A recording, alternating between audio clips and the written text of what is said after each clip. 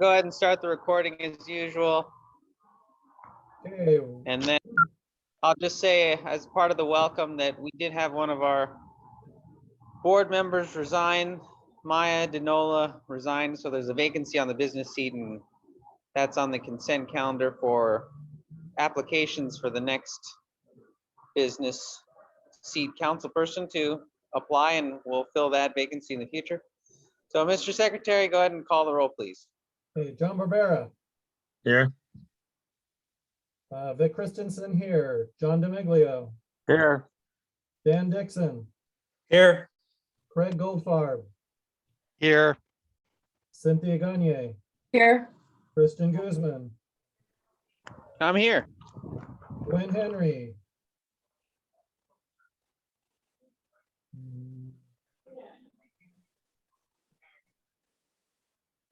I don't see her.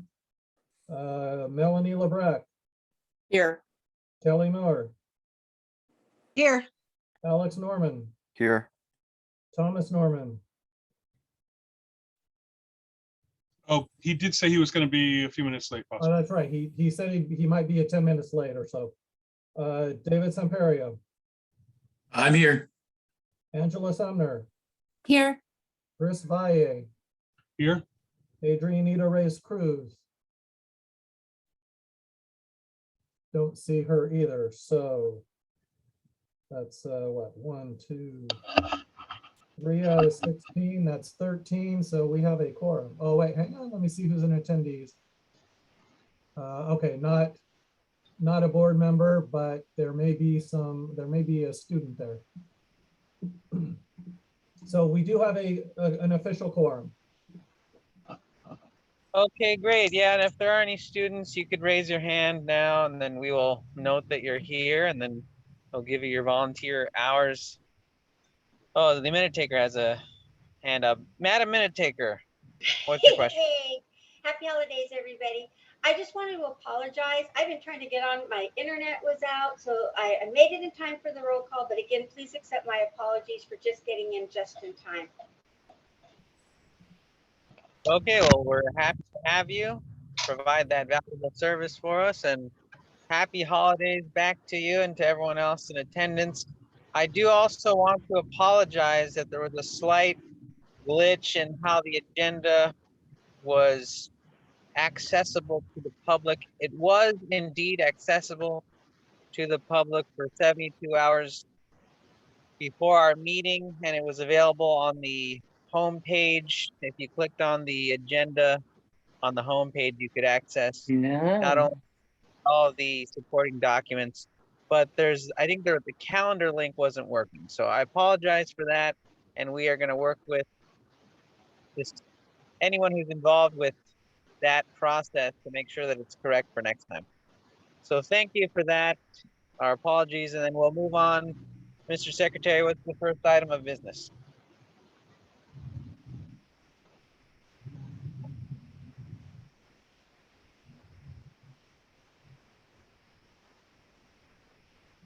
Public comment on non-agenda items. Okay, excellent. So if there's anyone from the public who would like to make a comment on something that's not on our agenda, you may raise your hand now, and then we will recognize you. I see Laurie Jacobs. Laurie Jacobs, go ahead. Thank you, Christian. I just wanted to take a moment to thank the board members who participated in 2 recent events, the Candy Cane Lane event and the parade. It was great to see 3 new board members at Candy Cane Lane. You had Angela, Thomas Norman, and well, Kelly Miller's not new, but it's first time I think she's got a chance to be in person at an event. And big kudos to John Barbera, who orchestrated a lot of that and got 32 new email signatures on our distribution list, which is probably the most I've ever seen. He's got the gift of gab and knows how to get people involved, and the kids loved getting the craft kits too. So I just wanted to recognize that. And then for the parade, it was great that the chamber provided a trolley that we shared with the other neighborhood councils. So that was a great time for the people who showed up to talk with each other. So again, There was Angela and Thomas Norman, John, Dan Dixon. If I missed anybody, I apologize, but that was a great opportunity. And it was a little disappointing that more board members weren't able to join in that type of engagement event. But I just wanted to say great job to the people who attended. Thank you.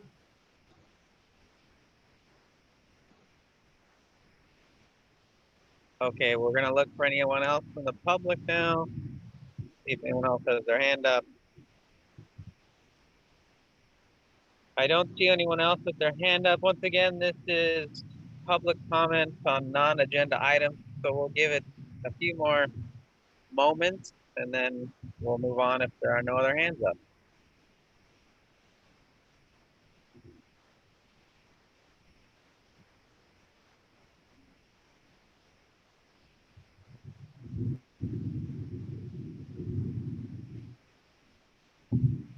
Okay, Mr. Secretary, the next item of business, the officials or the public official reports from various aides or the public officials themselves. Is that the next item? Yes. Okay, very good. So if there are any public officials themselves or any staff that work for public officials, you may now give a report if you'd like to.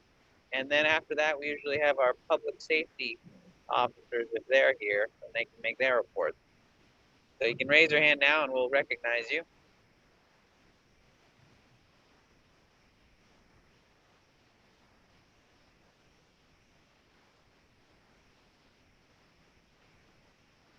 I see Officer Gaines has his hand raised.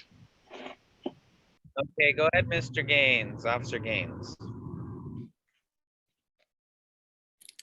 Good morning, good afternoon, or good evening, depending on how you're looking at it. I guess it would be evening by now. I'm just stopping in to say hello. Not much to talk about in terms of public safety. I know LAPD has the same amount of stats were incorporated with them. Stats have been, for us, pretty basic. The crime has not increased nor decreased since the last time I addressed the council. Just letting you know, we had some of you all saw, we had the San Pedro parade that we were part of, and we just recently did the Wilmington parade last Sunday. But that's pretty much all we're having for this year. And I just wanted to see if you had any questions of me. If not, I have really nothing to report. Just wanted to make sure I showed up today. Okay, thank you. Maybe we'll take one question. Is there one question from the board for the officer?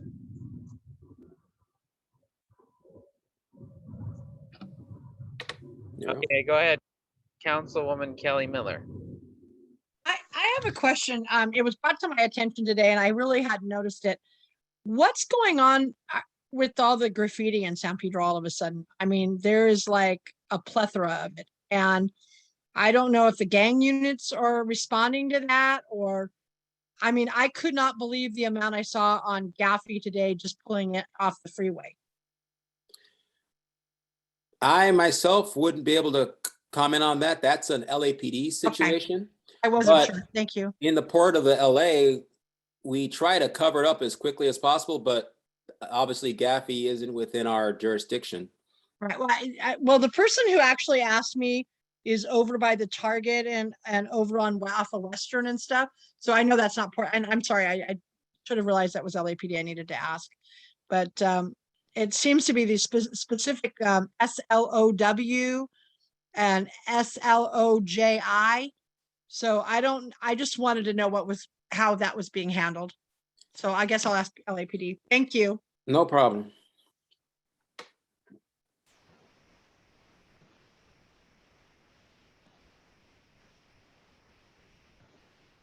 If there's nothing else, then I'll just stand by in the background. Okay, thank you so much for attending.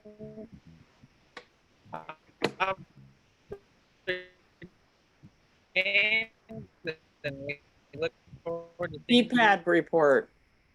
Sure, would you like to give a CPAB report? So basically, are we not sharing the screen tonight, Vic, at all, or?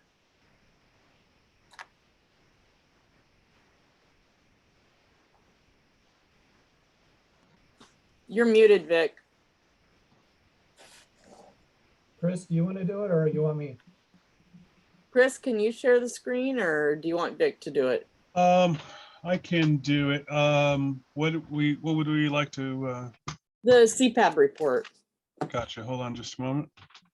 rather than me reading the whole thing and stuff, just make sure that people see it.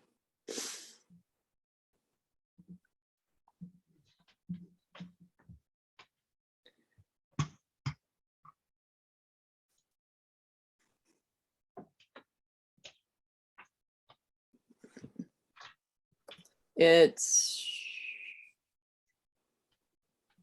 right here. It's right there, Chris. Chris, Right, it's right here, 7H. Not that one, the next one. there we go. Okay, basically, most of the crimes are down except for violent crime, aggravated assault, and the catalytic converters being stolen. Also, grand theft is no longer in red, and we're 8 out of 21 citywide. Aggravated assault, we're 14 out of 21 citywide. Basically, because Captain Masnick wasn't there, and so another captain was there filling in for him. They basically, what they talked about was using the online system to report a crime. What they've got set up now is you can't go in and report a crime now. You have to, if it's a crime that's happened, like for instance, my house, for instance, was attempted to break in. I tried to go in there and file a report. You can't do that anymore. You have to either file it online if it doesn't fall within these harassing phone calls, lost property, vandalism, theft, theft from vehicle, minor traffic collisions, hit and run. If it doesn't fall in those, you can't file online. You have to call the 1-877 Ask LAPD, and then they send a car out to do a report. And that's the system they have up now. Unfortunately, we don't have a LAPD officer here to give a report for our meeting tonight. Dan Brown is no longer our SLO. He is been removed and put back on patrol. We now have Officer Ike, but he officially doesn't become our SLO until January. But I want to take this time to thank Officer Brown, even though he's not here, and publicly say that he was a good SLO and he was great. And we thank him for, working with the Northwest area and working with our neighborhood council, and wish him the best. So, and that's it. Okay, well, thank you, Madam Treasurer. Mr. Secretary, what's the next item? We're at the LA County Redistricting. Oh, this is the redistricting item? Yes. Okay, very good. I'll speak a little bit about this before we introduce it. So as many of you may know, the US Constitution calls for a census of our nation every 10 years, and that just happened since it was 2020. And now, every 10 years or so, they decide if they're going to redraw the districts for our government representatives. And now, supposedly, there is a plan to maybe have districts drawn locally where San Pedro is not encompassed by one district, but it's made up out of multiple districts. So I think with the amount of San Pedro pride that I think that we have here today, it probably will not take too much argument to get a resolution going to advocate for one district to encompass San Pedro for our assembly district and our congressional district. But I'll leave it to the council to decide to move and second that. So go ahead, Mr. Dick.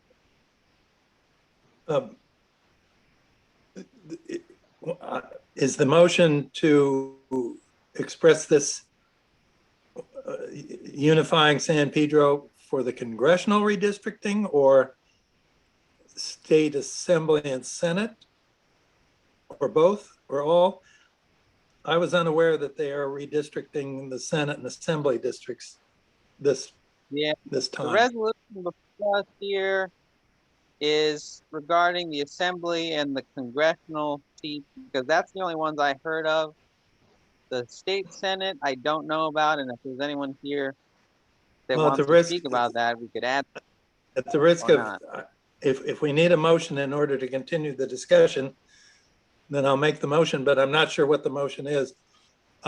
Because the congressional redistricting is entirely separate, I believe. It's being worked on now. And every map I've seen actually reunifies San Pedro into one district, presumably Congresswoman Barragan, because for the last 10 years, we've been split. Most of Northwest, as some of us know with regret, is in Congressman Liu's district, and the balance is in Congressman Barragan's district. The map, the preliminary maps I've seen unify San Pedro back into one district. As for the Assembly and Senate, I was unaware they were part of this process, so I can't comment on that. Oh, thank you, Councilman Dixon. I'll take that as a motion to support the resolution that's on the agenda. Is there a second? Point of order. We had all this discussion before it's a motion, it's not a resolution, comes a resolution after it's moved and seconded. And I will, if you did, so you should have made a motion first of all, or I requested the motion. Craig, if you listened to me, I believe you heard me say that I wasn't sure how to frame the motion. Yeah, I understand that, but it says on actually there shouldn't be a cross discussion, but it says on the thing, a resolution to urge, and we have to make a motion before you have a resolution. It can be a resolution coming out of the committee, but it can't be, this is the mechanics of it. So that was one. And then we had discussion on something that we weren't making a resolution, that we didn't have a motion on. No, that was two. Let us come to order. Councilman Dixon moved that we adopt a resolution stating what is in the agenda. Is there a second? Second, Gwen Henry. Point of order, Mr. President. If it's, yes. I'm sorry if it's a point of order or whatever it is. I'm not making that motion. I indicated that I was confused by what was being asked, which really are overlapping and do not have anything to do with each other. Therefore, I would not make that motion.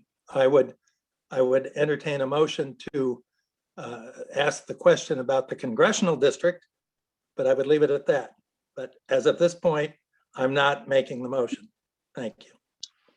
Okay, I apologize. I thought perhaps I misunderstood the speech that you gave. So let's see, Councilwoman Henry, would you like to move that we adopt what's on the agenda and then we can amend it so that it is addressing Councilman Dixon or Councilman Craig's concerns? And mine too. I'm confused with it along with Dan Dixon. I believe that we should go to further discussion for a moment, but in regards to the motion, I would like to propose a resolution requesting that San Pedro be in one California state district that includes the Senate district. It's Assembly and Senate district. Okay, I think that's concise enough. Is there a second? A second. It's Chris Valle. Okay. It's been moved and seconded that San Pedro be made up of one California Assembly district and one California State Senate district. So just for brief information, state Senate districts are usually much bigger than Assembly districts. So it'll probably encompass San Pedro and other areas.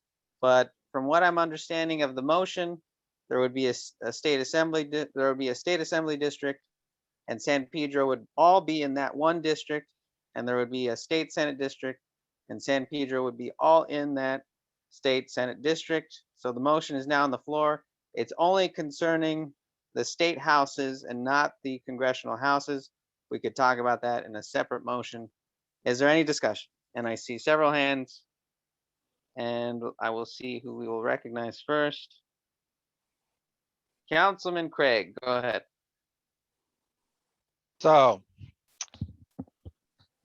if you know, it's sort of weird that people make resolutions and they don't have information. It is on council district or resolutions and motions without having, they are redistricting. The same commission is redistricting the assembly district, and the congressional district from what I saw online. The congressional district seems to be one right now. It seems to be just one area. Has San Pedro as one whole area, and the assembly district possibly it's not very refined on the maps, but it possibly could be between two districts for two different assemblymen. Personal opinion, I don't know if that's good or bad if we have two assemblymen representing San Pedro versus one, because you know we'd have two people to speak to. The same thing with a congressman. We would have two Congress people to speak to. So you know, what I would want to hear to make this clear is, why would it be better to have just one and not two? And you know, the maps are really weird. So, and the district, the way they have them drawn are sort of strange.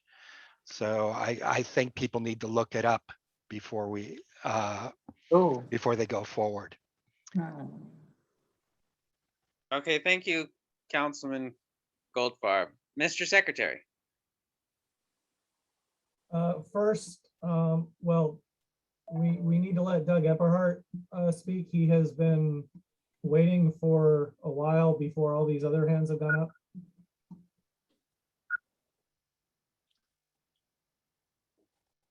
Looks like he's unmuted and ready to go. Just waiting for somebody to tell me it's okay. Okay, go ahead, Doug. All right, I would point out that the Coastal San Pedro Neighborhood Council held a special meeting of its board a week ago to deal with this issue. There are two commissions that you really need to be concerned with. One is the commission that is drawing the lines for state assembly, state senate, and Congress. The second commission is an LA County commission that is drawing lines for the supervisorial district. This is a fluid situation. I have been checking these lines practically every day, certainly for the last few months. And what happened with Pedro happened just about a week and a half ago at the very last minute. The congressional district at this point has Pedro whole, except I would point out that, I don't know if it's on your agenda for later, but the Navy ball fields up on Western, that was going to be included in the Net Barragons district. Weirdly, they have now excluded it and moved it over to Ted Lieu's district. So these lines are changing daily in some cases. The assembly is the big problem. The line for the assembly districts runs up Western Avenue to 19th Street, over 19th Street to Gaffey, and then north on Gaffey. It essentially puts, I think, all of Northwest into an assembly district with Torrance and I believe Redondo Beach. The rest of San Pedro, most of Coastal, and I think pretty much all of Central would then go into an assembly district with Wilmington and on up to Harbor Gateway and Compton. So here's why it's important for San Pedro to be in one district. If we are, it helps us with the odds that we will have an assembly member from San Pedro possibly, but certainly one with an office in San Pedro. Otherwise, you're going to have two assembly members representing San Pedro, probably one from Compton and probably one from Torrance. So you might want to think about if you're going to have to schlep up to Torrance to go see your assembly member. This is why, certainly coastal, we believed it was important to be in one district. Thank you. Thank you, Doug. Okay. So, Mr. Secretary, was that what you wanted to speak about, or did you have a separate comment?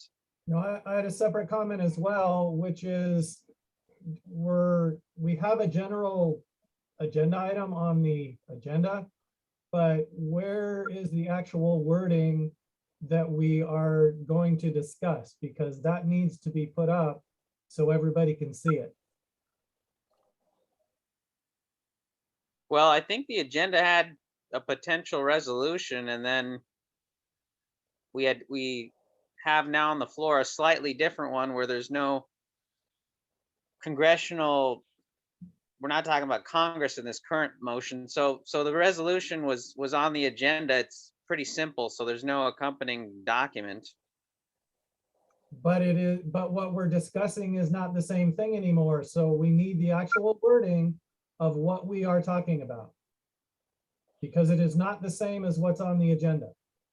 Yeah, well, as a point of information, this is a democratic body, and a democratic body is free to adjust the actions that we might take. And so we did notice a type of action we would take, and we're now modifying it actually to become slightly more specific. So we're not expanding what was on the agenda, we're kind of specifying it. So I don't believe in any way that this is not appropriate. I think it's the course of a democratic body in action. So I would like to move on then if there are. However, you people have- said that the congressional part is no longer part of it. Therefore, Yeah, we need the specific wording on what we are discussing.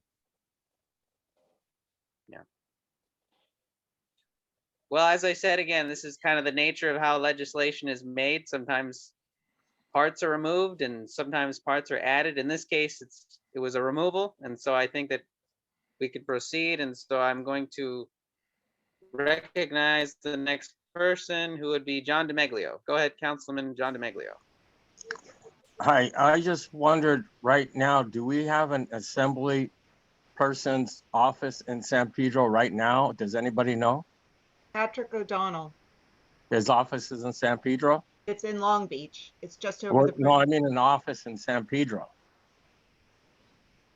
His office is across the bridge in Long Beach. Okay, so he's Long Beach, and now Doug Everhart's complaining about we have to go now maybe to Redondo Beach. So where's the difference? I think we need to clarify all this before we start voting on things. I do too. I do a motion to table this. I agree. Okay. Is there a Anybody second? There was a second? I'll second it. Okay, it was moved to table the item. It was seconded. Excuse me, who is the second? Can we finish our discussions first before tabling? No, it's been moved and seconded. I'm going to recognize it. So it's been moved by John DeMeglio to table the item. It's been seconded by Cynthia Gagne. If you'd like, we can discuss the immediate nature of the item and then proceed to vote on it, or we could just table it. Either way. So, Cynthia, what is the rationale for tabling it then? Oh, okay, because it's still confusing, and even talking, hearing that the thing is changing every day, then that makes me think that maybe we should wait till it goes out a little bit more, and we need to find out ourselves a little bit more about this, because it isn't something that's just being presented to us, it's being modified. And we need to know when it's going to stop being modified. No use writing a letter for something that is going to be defunct in a day or two. It's just Okay, more Mr. work. Vice. Sorry. Go ahead, Mr. Vice President. Oh, okay, yeah, I think, again, to clarify, I believe that we do need to make some kind of statement, come to some kind of consensus, because it's in flux, that our input into that process is better given now than after some decision has been made. Given that their process and their reasoning isn't necessarily available to us in real time. So as Doug was mentioning, in my own experience, when this was brought to my attention last week, was that the maps were being worked on and debated within their body. And so even going to their website where you were able to provide the links here did not necessarily have the most recent maps available. So I think the fact that we were simply asking that we be kept as one contiguous district is probably more timely because they are actively working on it, as opposed to waiting to see what they come up with and then complaining about whatever decision they arrive at. So, Okay, I think we've heard the rationale of both sides to table it or not to table it. And if there's no objection, let's call the roll on tabling it. And then depending on that outcome, we'll proceed. Okay, on the motion to table, John Barbera, Yes. Vic Christensen, yes. John Domiglio, Yeah, yes, meaning that we're gonna table it. Is that correct? yes, that is correct. Yes. Dan Dixon, Yes. Craig Goldfarb, Yes. Cynthia Gagne, Yes. Christian Guzman, No, Gwen Henry, No, Melanie LeBrecq, Yes. Kelly Miller, No, Alex Norman, No. Thomas Norman, No. David Semperio, No. Angela Sumner, No. Chris Valle, no, Adrianita Reyes Cruz, No.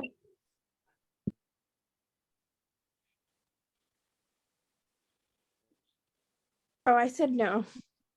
I'm not sure you catch that. yes, sorry, I caught it. Oh, okay.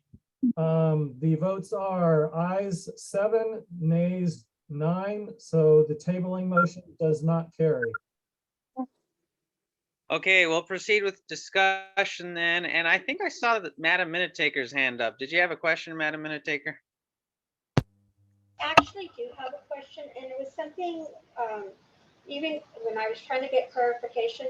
So what I have is that the motion was to, let me get this here. I can repeat it. Well, I have down that it was to include state, a Senate, and assembly. That's what I have. But when I look at the, and this is just trying to clarify for your minutes, when I look at 5A, it has state assembly and U.S. congressional district. I mean, I know you said you can take away, but you are adding the state Senate in there. So I don't know if you are amending it or changing it, because as it's written, I'm a little bit confused. I'm trying to get clarification for your minutes. Okay. Well, I mean, I would say that the nature of the discussion was around elected officials. I think it's broad enough to allow for it. If there's an extreme objection, I guess we could strike the state Senate part and just consider the state assembly part.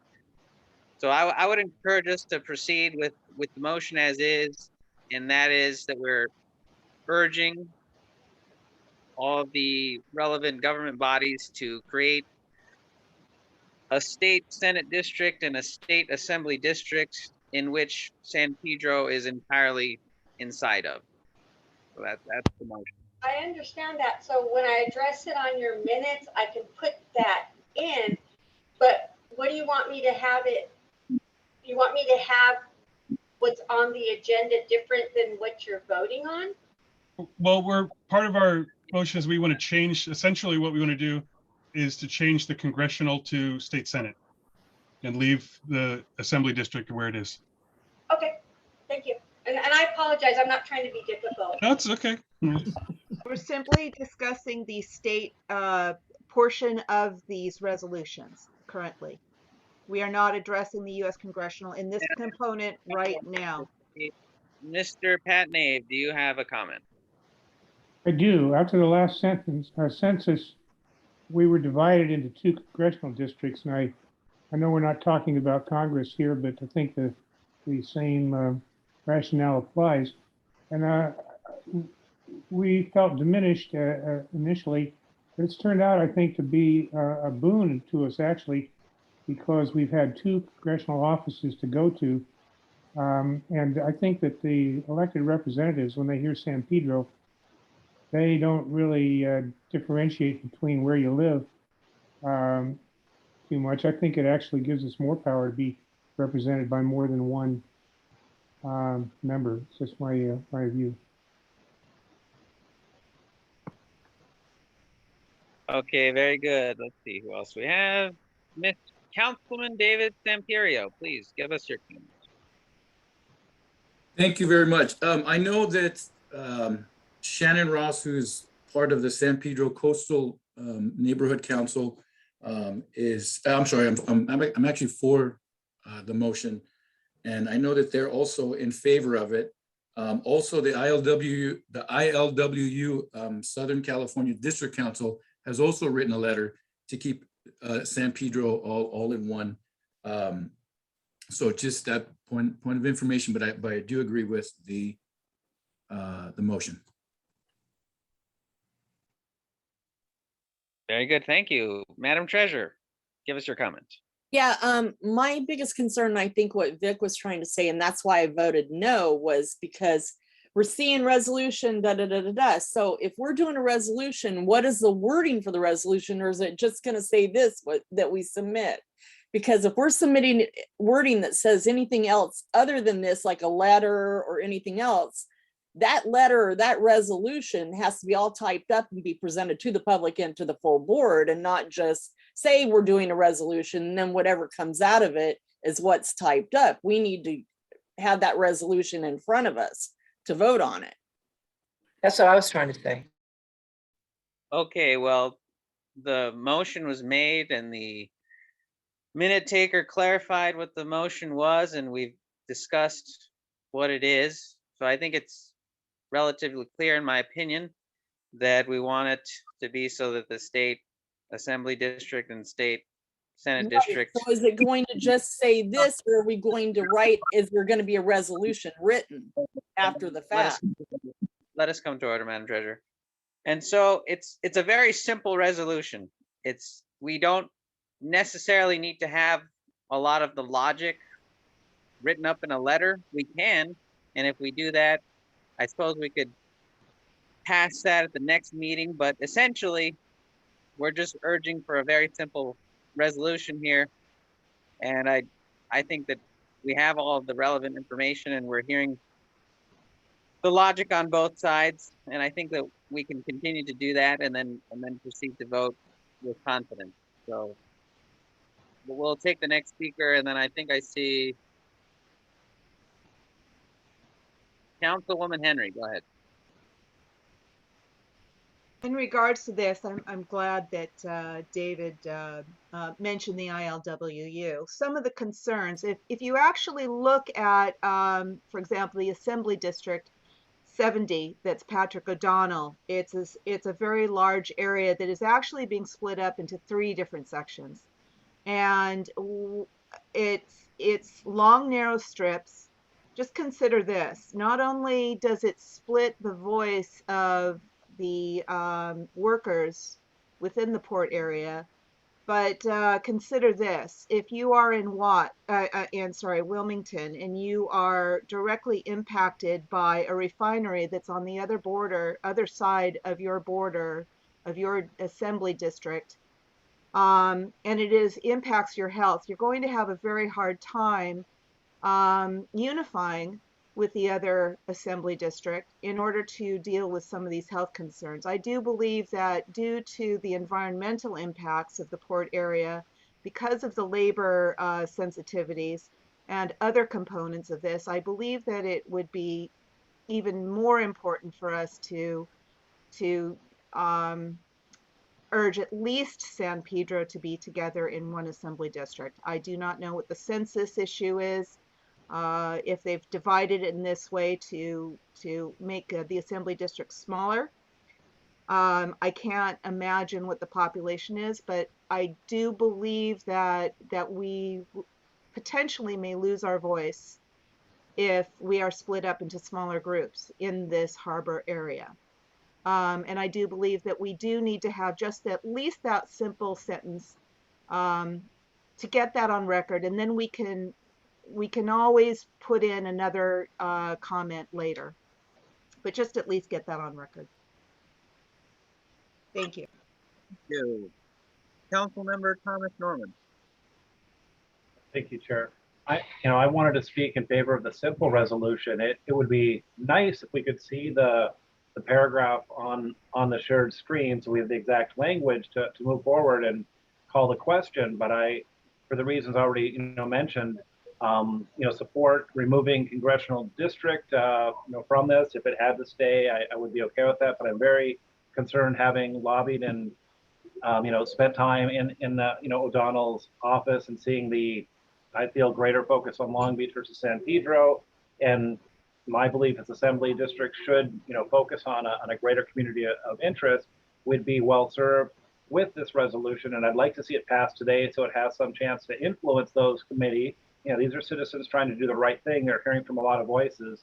I would like to add the voice of Northwest San Pedro, encouraging them, in particular in the state assembly boundaries, that they be more inclusive of the majority of San Pedro.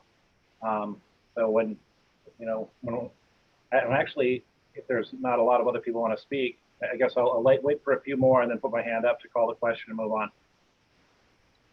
Very good. That sounds very reasonable. Councilman Craig Goldfarb, go ahead. Yeah, again, as I said, nobody has shown a really good reason to keep it within the not have two people. The idea that that you couldn't go to somebody for Phillips 66 because they're in a different assembly district is just ridiculous. You can go to any assemblyman within the state of California, but to say one affected on the border of Phillips 66, that the guy on the other side isn't going to say anything, come on, give it a break. We could have more representation and more words by having two representatives than one, and we could be listened to more. The idea that somebody's going to have their office in our district hasn't happened yet. So let's be reasonable here. Okay. I think we've seen the logic be expressed on both sides of the argument.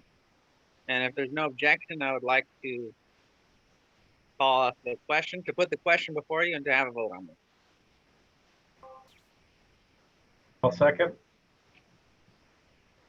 Okay, so let's have a vote on this now, Mr. Secretary, and call the roll. Who seconded? What exactly is the wording that we're voting on?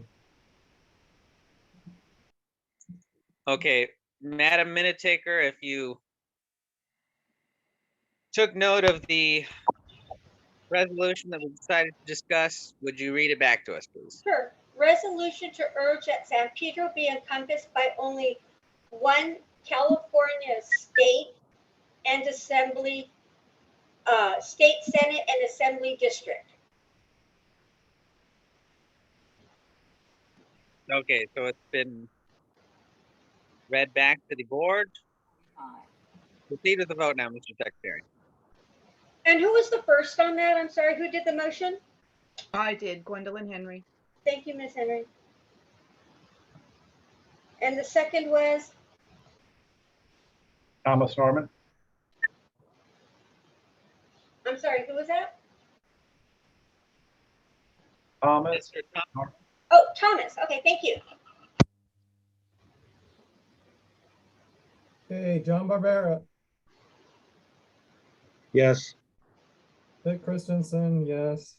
John DiMiglio, Sustain, abstain. Dan Dixon, Yes. Craig Goldfarb, No, Cynthia Gagne,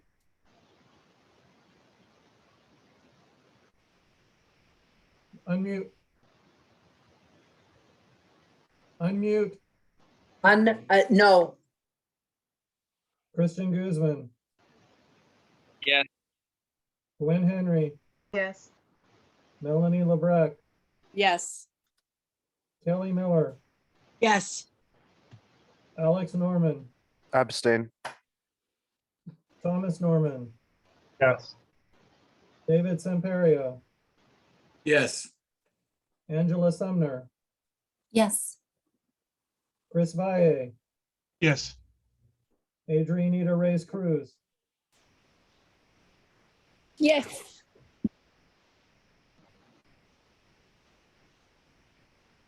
we have 12 ayes, 2 nays, and 2 abstentions, so it carries. Okay, very good. Thank you to the council and to the public for doing some active legislation there. So we worked on it in session. So we're going to move on now to the next item. What is it, Mr. Secretary? The consent calendar. Oh, sorry, no. If you go back up to the item 5, if people haven't already seen it, there are 2 websites where you can give your public comment. And the public comment period ends on December 27th. So you do still have a chance to make your ideas known via those 2 websites. And then after that is consent calendar. Okay, thank you, Mr. Secretary, for reminding us. Yes, the links are there. If you want to make an individual comment, please go to and do that. So for the consent calendar, we have several items on it. If anyone would like to request that we take an item off and discuss it individually, we could do that. And we'll give a moment for that. And I see a few hands, so let's see.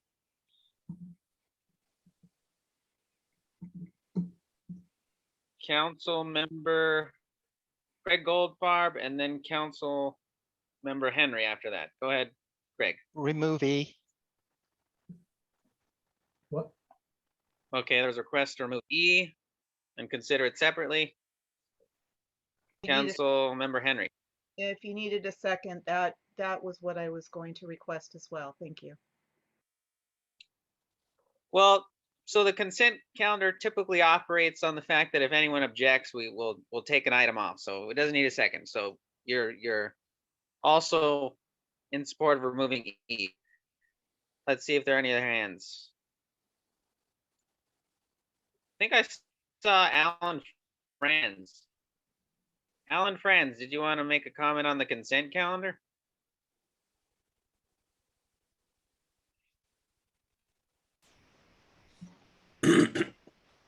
I'm sorry, Christian, I had my hand up for a previous item that got resolved. Thank you. Okay. Cynthia.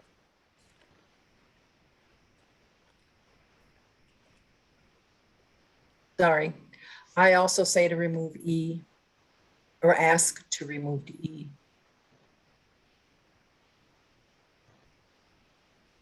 Okay, Mr. Secretary, call the roll for the consent calendar with the exception of E, and then we'll consider E separately afterwards. Okay, for the consent calendar minus item E. John Barbera, Yes. Vic Christensen, aye. John DiMiglio, Yes. Dan Dixon, Yes. Craig Goldfarb, Aye. Cynthia Gagne, Aye. Was that a yes? I, Okay. Kristen Guzman, Yes. Gwen Henry, Yes. Melanie LeBrecq, Yes. Kelly Miller, Yes. Alex Norman, Yes.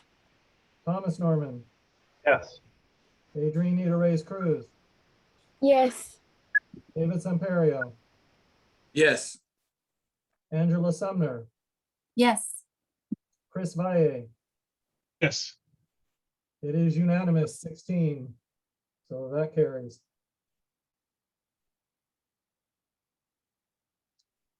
Okay. Let us consider item E now. Councilmember Henry, was item E out of the Sustainability Committee? Yes, it was. Okay, so it's been reviewed by a committee.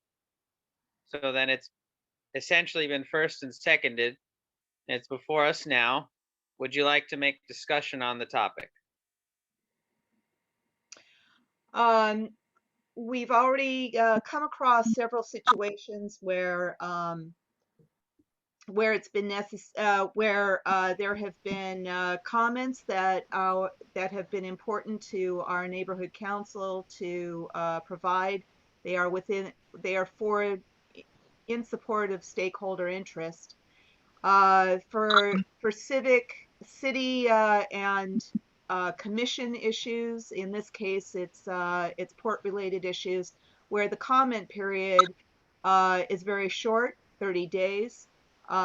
We've come across several instances already where we've tried to create letters to request an extension of public comment time. It has to go through the process of going through committee before it's being seen by this board, and it's because of the time sensitivity, it runs against a deadline even for that. So without further ado, we would like to provide the president the power to request those 9 extensions up to 90 days without it having to go through that process. So that's what's before you. Okay, Mr. Patnave, go ahead.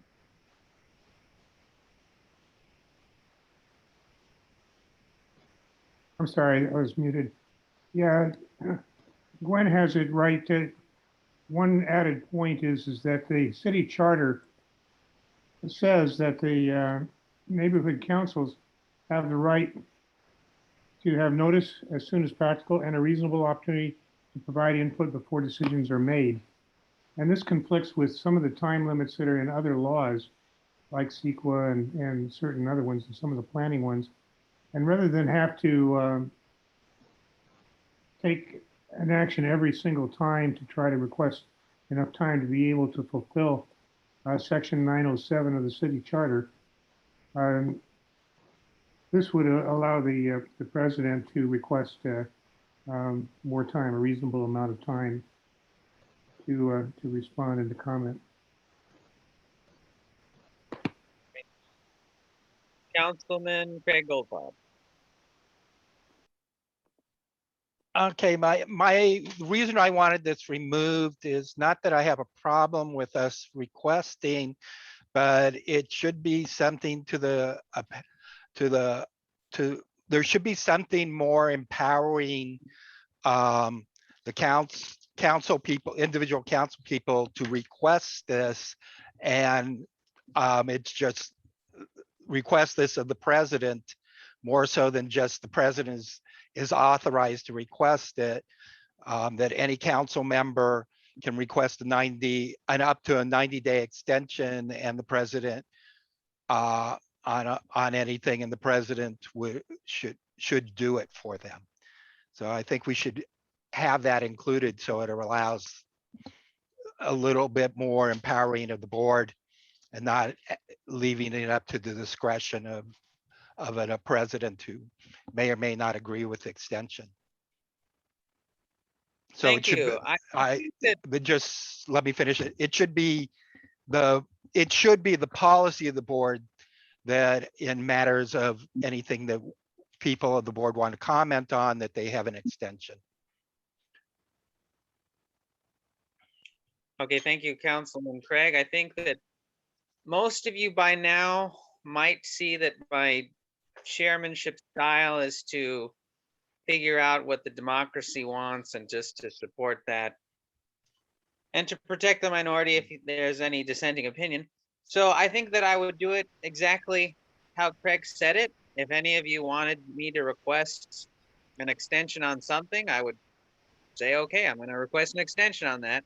Now, that doesn't preclude you all from making an individual request to extend it as citizens. Anyone from the public can also do that. But I think that the way that the Department of Neighborhood Empowerment and the various departments in the city like to operate with the neighborhood council is they kind of like a point person. It's not really that they're in favor of authoritarianism. I think that they just like to keep it simple. So if you want me to be the point person and you want to just talk to me and say, let's request an extension on something, I'll be happy to do that.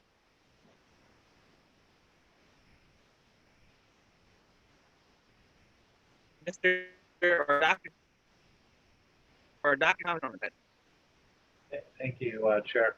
I wanted to speak in favor of this resolution. I've only been a member of the Port Committee for a couple of months, and already the two things that I've looked at have involved looking at a binder, several inches thick, and I have another job, so trying to balance that and do my job. I would certainly find it easier not only to do the job, but then to make sure that the work that we do on the Port Committee, Sustainability, or other committees actually has a reasonable chance of affecting the outcome and improving the well-being of the citizens of San Pedro. So I'm glad to see this here, and it has my full support. And I appreciate your style of leadership and letting any of us supporting each of us. So thank you. You're welcome, Mr. Vice President. Thank you. Yeah, I actually, in more or less to respond to and combine your approach and Craig's, I do think it is important that there be some, essentially executive function built into the office of the president of the board, but at the same time, it should be accepted and encouraged and incumbent upon individual board members to go to whoever happens to be president at the time with those same types of things, and that the president, whoever that should be receptive and understanding of the motivations behind those requests, so that in terms of our outward facing functions to the department and the rest of the city, I think there should be a point person, but within our own organization, any and all board members should be willing and encouraged to go to the president or any of the other executives for those functions, but essentially give it to them to execute. Very good. Mr. Secretary, would you call the roll?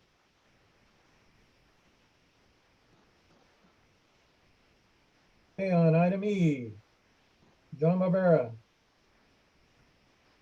Yes. Vic Christensen, aye. John D'Amiglio, I'm not sure what I'm voting on. Am I voting to remove or not to remove? you are neither. You are voting on whether you want to approve that resolution that is listed in item E. To vote on what is in there now. To vote on the wording that is there now, yes. Yeah, I vote no. Dan Dixon, Yes. Craig Goldfarb, Abstain. Cynthia Gagne, I also abstain. Christian Guzman, I abstain. Gwen Henry, Yes. Melanie Lebrecht, Yes. Kelly Miller, Yes. Alex Norman, Yes. Thomas Norman, Yes. Adriana Reyes Cruz, Yes. David Semperio, Yes. Angela Sumner, Yes. Chris Valle, Yes. Once again, we have 12 ayes, 1 nay, and 3 abstentions, so it carries. Okay, very good. Thank you, Mr. Secretary. We'll move on now to number 7, where we'll start the committee report.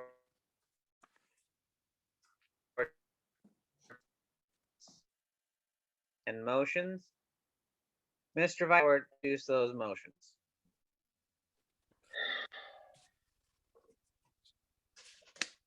I'm sorry, say again? Go ahead and give Christian, you're failing over there. executive. We cannot understand what you're saying. Oh, I apologize. I'm saying, Mr. Vice President, take it away with item number 7A. Just do the first one. Gotcha. Huh. All right, moving forward. Item 7A1. Consider proposed comment letter regarding berths 148 to 151, aka the Phillips 66 Marine Oil Terminal and Wharf Improvement Project mitigated negative declaration. This is coming out of committee. I'm going to throw to Pat Nave for the important parts of it, but essentially the discussion was that we wanted to agendize a request to require the development of this marine oil terminal to be current in terms of its environmental studies and its regulations. It's I believe it was 30 years since the last time it had any sort of a regulatory review, and they were, again, correct me when I'm wrong, they wanted to grandfather in those pre-existing approvals, and this was essentially asking the port to make the development current with the modern standard. And it comes out of committee. I see Craig's hand raised. Craig, go ahead. Yeah, do you have the letter? I don't see one. I believe Pat was to speak on this. Excuse me, I asked the question. Do we have a letter? Are we talking about a specific letter? Because we can't vote on a letter we don't have. And I believe that's why Pat needed to speak on this. The comment letter should be part of the agenda packet. There's no, I haven't seen any comment letter on it. Vic, do you have it? I know it was submitted.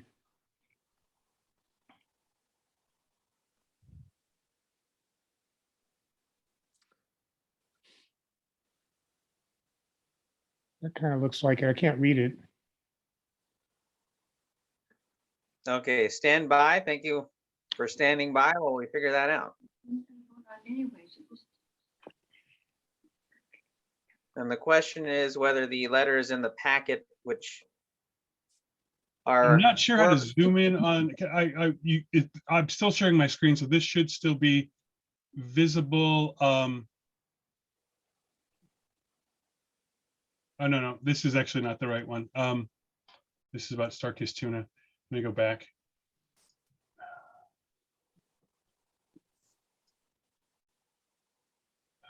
Port planning. Bylaws.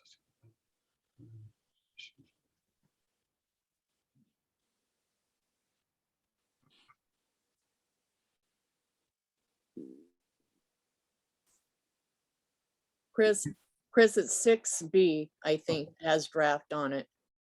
Oh, thank you. Now this is the use of goats for brush clearing. I know it has draft all over the paper, so No, that's not it.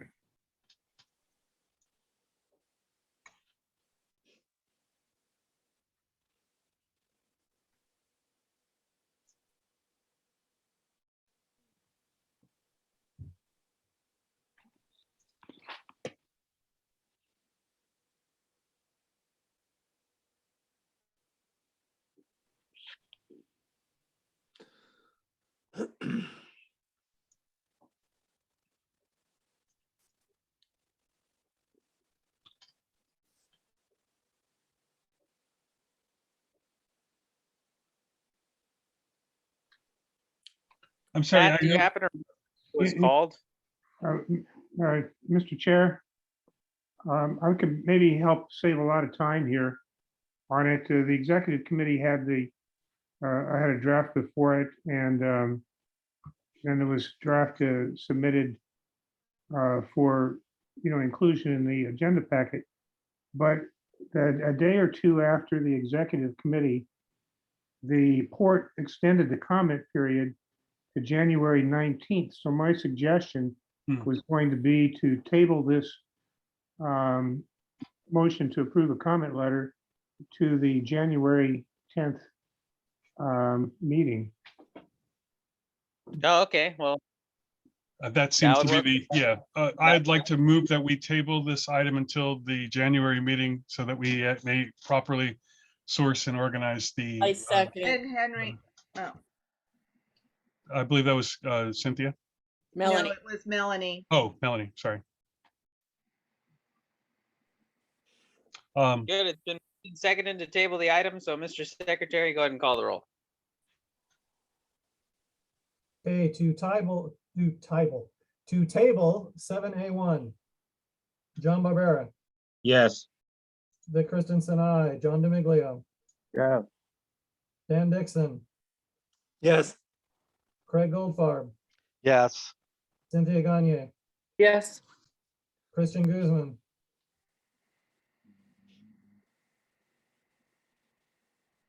Guzman, Oh, you're muted, Chris. Yeah. There. Gwen I hear you. Henry, Yes. Melanie Lebrecq, Yes. Kelly Miller, Yes. Alec Norman, Yes. Thomas Norman, Yes. Adrian Ida Reyes Cruz, Yes. David Semperio, Yes. Angela Sumner, Yes. Chris Valle. Yes. It is unanimous with 16.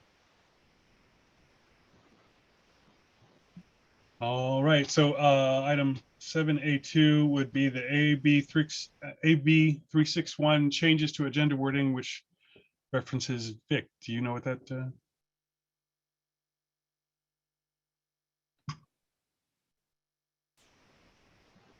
Okay, if you could scroll up to the top of the agenda, because of AB 361, Yes. there are some things that are required. Go down a little bit. There we go.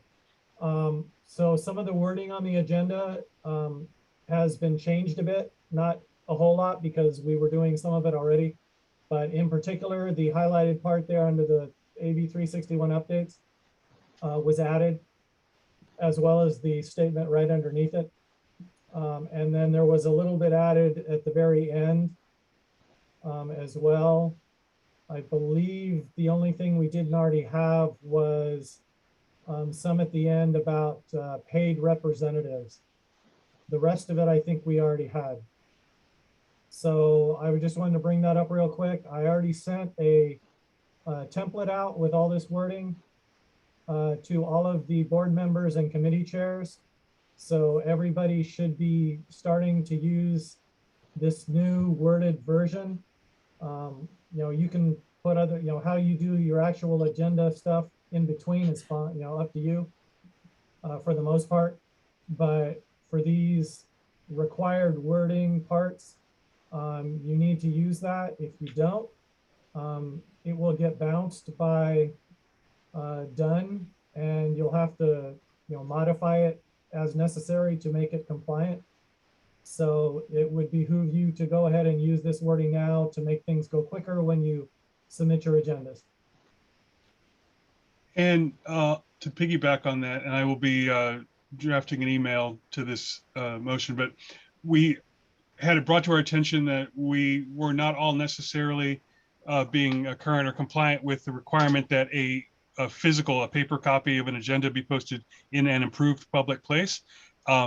It had been essentially lapsed somewhat because we've had all these virtual meetings for the last 18 months. But as of at least now, if not, as of our first notification, All committee chairs need to take that hard copy of their agenda and make sure that it is posted in the approved location, which is at the Harbor Police Station.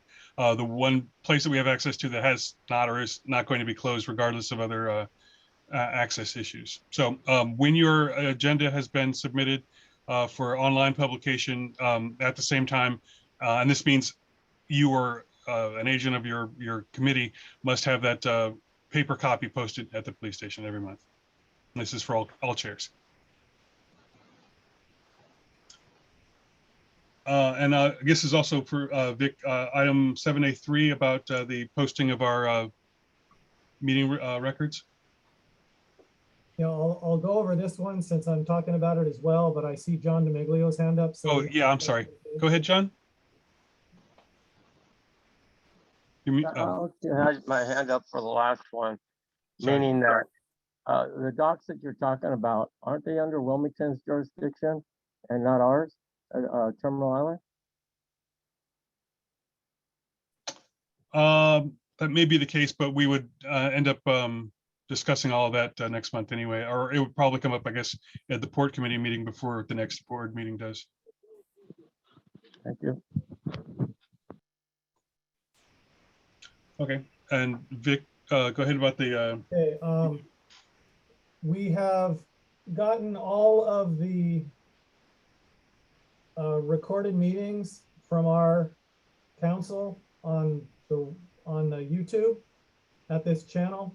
I know there's a lot of, there's a lot of gobbledygook at the end of that link, but that's all we've got until, you know, we meet the criteria for YouTube to let us change the name to something more simple at the end. But we have them all out there. There's that channel has a playlist for each committee and one for the board as well. So they are separated pretty easily where you can find the committee that you're looking for. And this was kind of instigated, not in a negative way, but by a question that, or some questions that people requested to Gwen Henry about the one where Nanette Barragan spoke. So I took that and expanded it to all of them. So if you want to go back and look at anything, then they are available to the public at this channel. So I just wanted to let everybody know that they're out there. Yeah, they're live. It works. They're slightly cringy to see yourself talk in non-real time, but you know, in case you forgot what you did, we can show you. Thank you very much, Vic. All right, Mr. President, Mr. Chair. Excuse me, one last thing. I also had a little help from with the formatting and stuff from Christina, who does the posting of everything on our website. So I want to give her an acknowledgement too.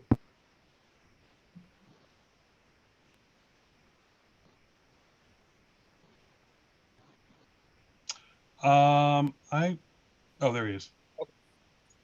Are we ready to move on to the port committee report? I believe so. Council member Craig Goldfarb, would you give a brief report if you'd like, and then introduce the next item? Okay, we had a nice meeting. I reported on the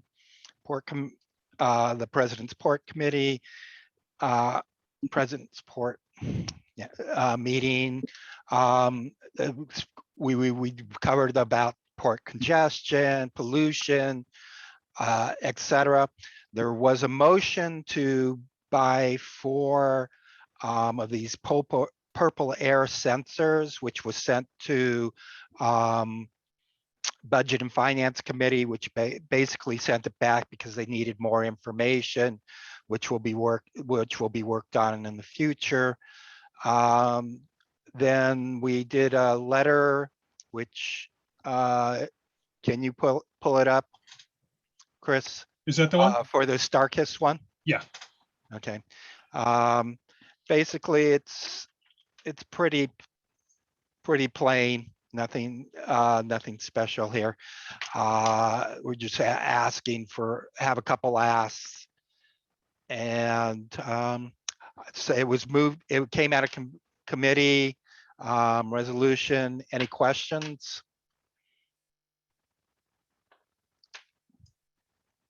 Chris, can you zoom in? Yeah, I'm sorry. I'm trying to figure out how this is a different set of controls because it's Google Docs. Give me just a moment. Let me see if I can open it in Microsoft Word because I know. Does Control Plus work? Let me try that. Oh, there we go. Thank you. I learned something today.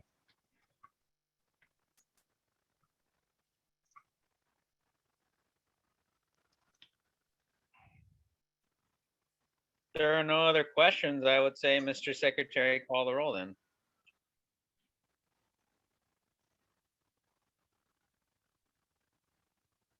Okay, any Starkist letter / motion? John Barbera, Yes. Vic Christensen, aye. John DiMiglio, Abstain. Dan Dixon, Yes. Craig Goldfarb, Yes. Cynthia Gagne, Yes. Christian Guzman, Yeah. Gwen Henry, Yes. Melanie Lebrecq, Yes. Kelly Miller, Yes. Alex Norman, Abstain. Thomas Norman, Yes. Adrianita Reyes Cruz, Yes. David Samperio, Abstain. Angela Sumner, Yes. Chris Valle. Yes. Okay, we have 13 ayes and 3 abstentions, so it carries. Very good. Councilman Craig, would you like to give any other updates on the board committee? That'll be okay. Okay, very good. Thank you. Next up is our planning and land use committee report.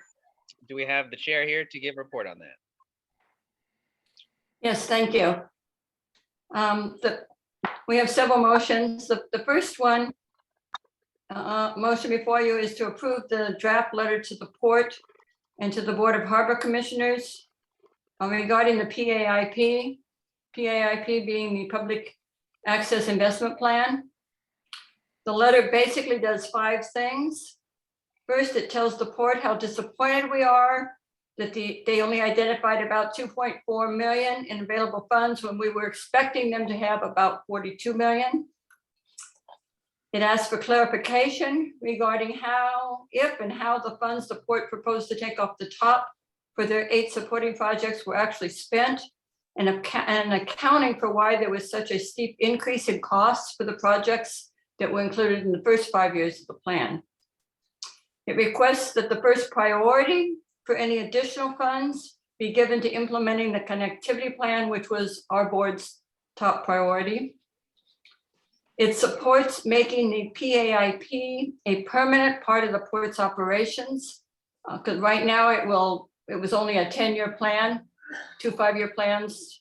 So Commissioner Perosi has advocated this, and so we're supporting that in the letter. And finally, it outlines some provisions that we think should be included in any future PAIP program. The motion passed the committee unanimously. So with that, I'll take any questions.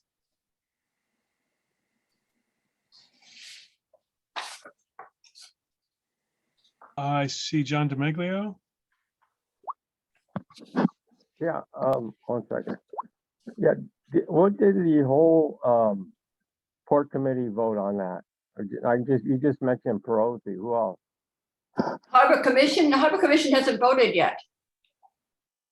At the Harbor Commission meeting where the recommendations were presented, Commissioner Perosi made a statement that he felt that they should come back with a plan that would extend it. So we're supporting that plan. It hasn't come before the board yet, the Board of Harbor Commissioners. So this is just a plan that it's not in place.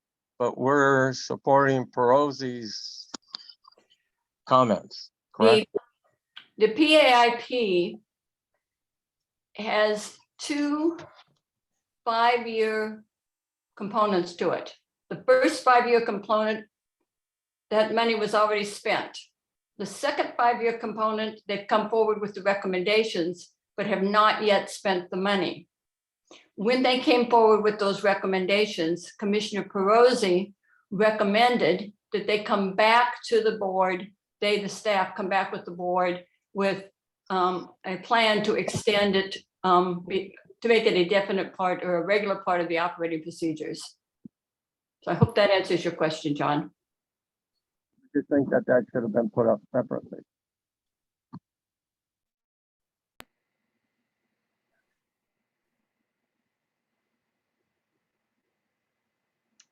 We might have lost him.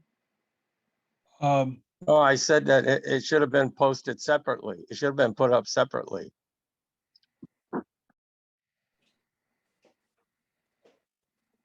Did we have any other discussion? Did you hear my comment or not? Can you hear me? We can hear Yes, we you. hear you. Okay, I just said that I think we should have put that separately. Is that an amendment?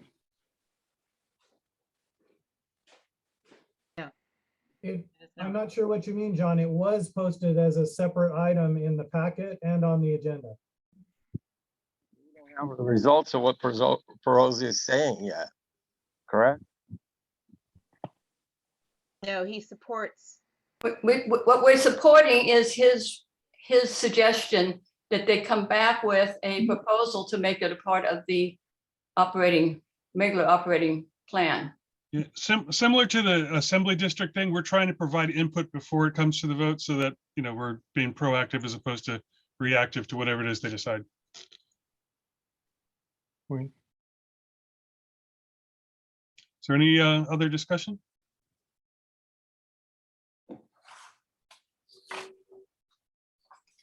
So this comes out of committee, so we just call for the vote at this point, correct? Correct. Yeah. Mr.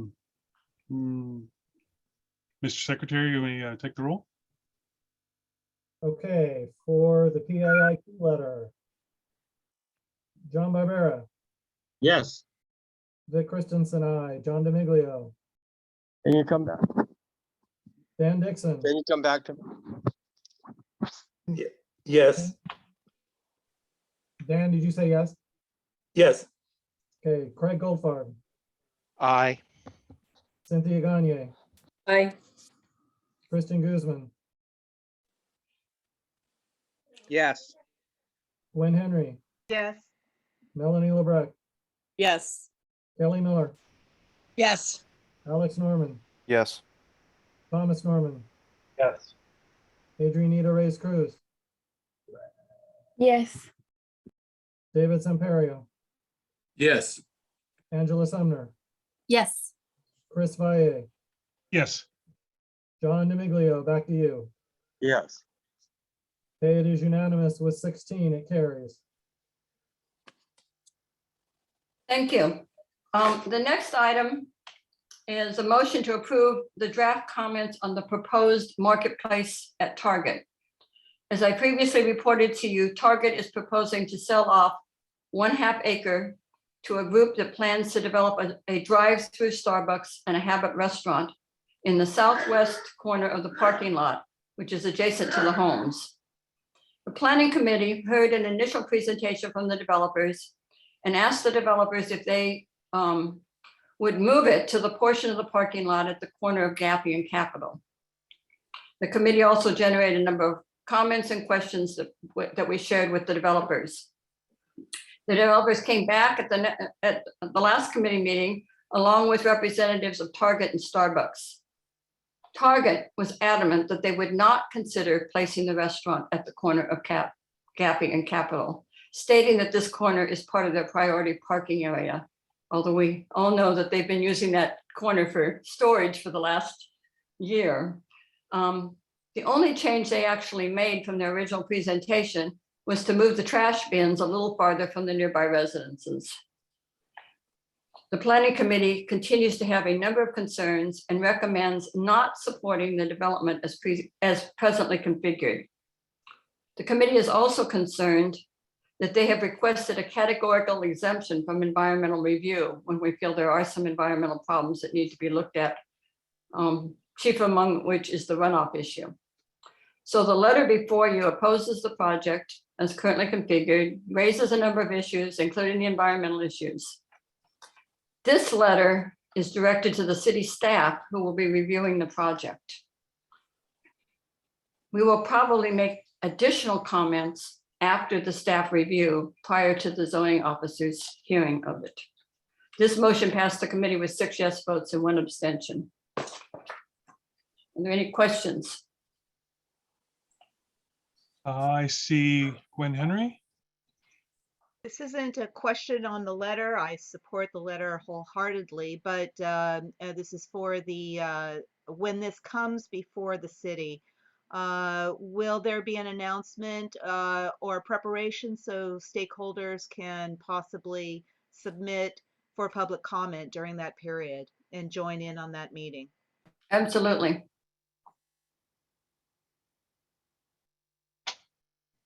Oh, and I see from our attendees, Ted, hold on. And you should be able to go. All right, this is Ted Mann. I just wanted to thank the Neighborhood Council for taking this issue up and the committee for hearing the neighbors' concerns in particular and for doing such a great job with putting together the letter.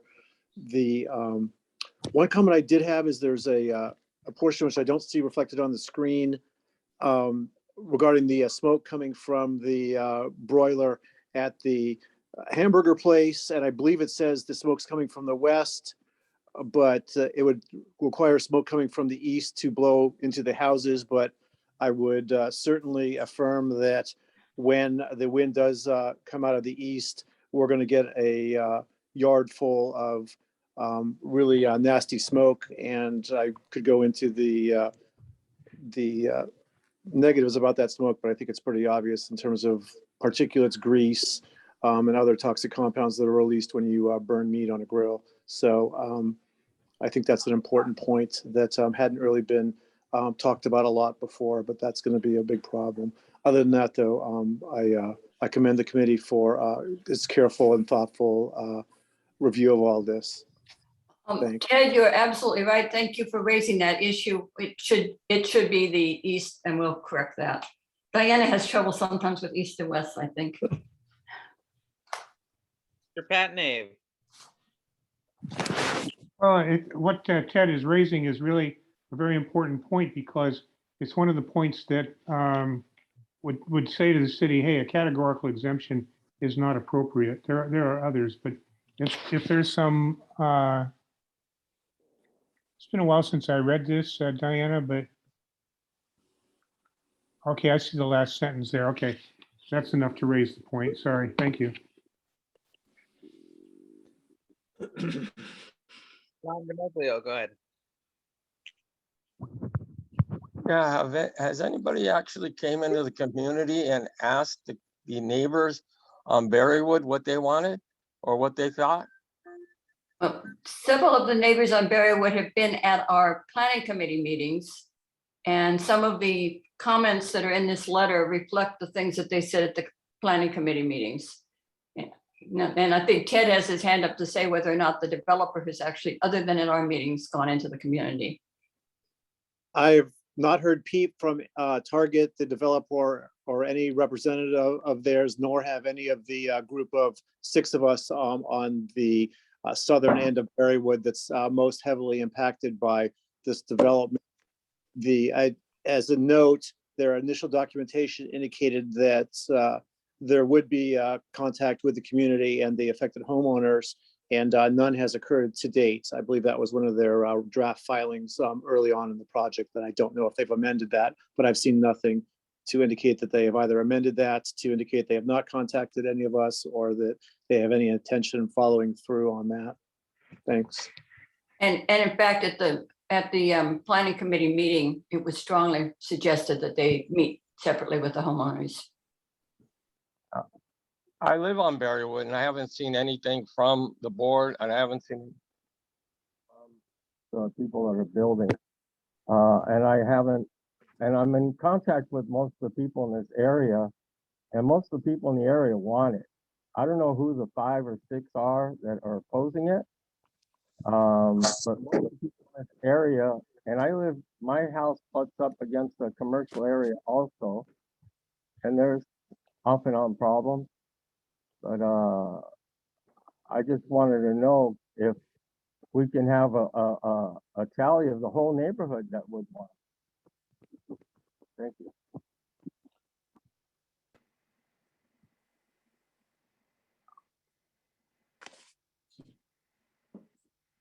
I do see Ted's hand again. Go ahead. I think, yeah, you're still live. Go ahead.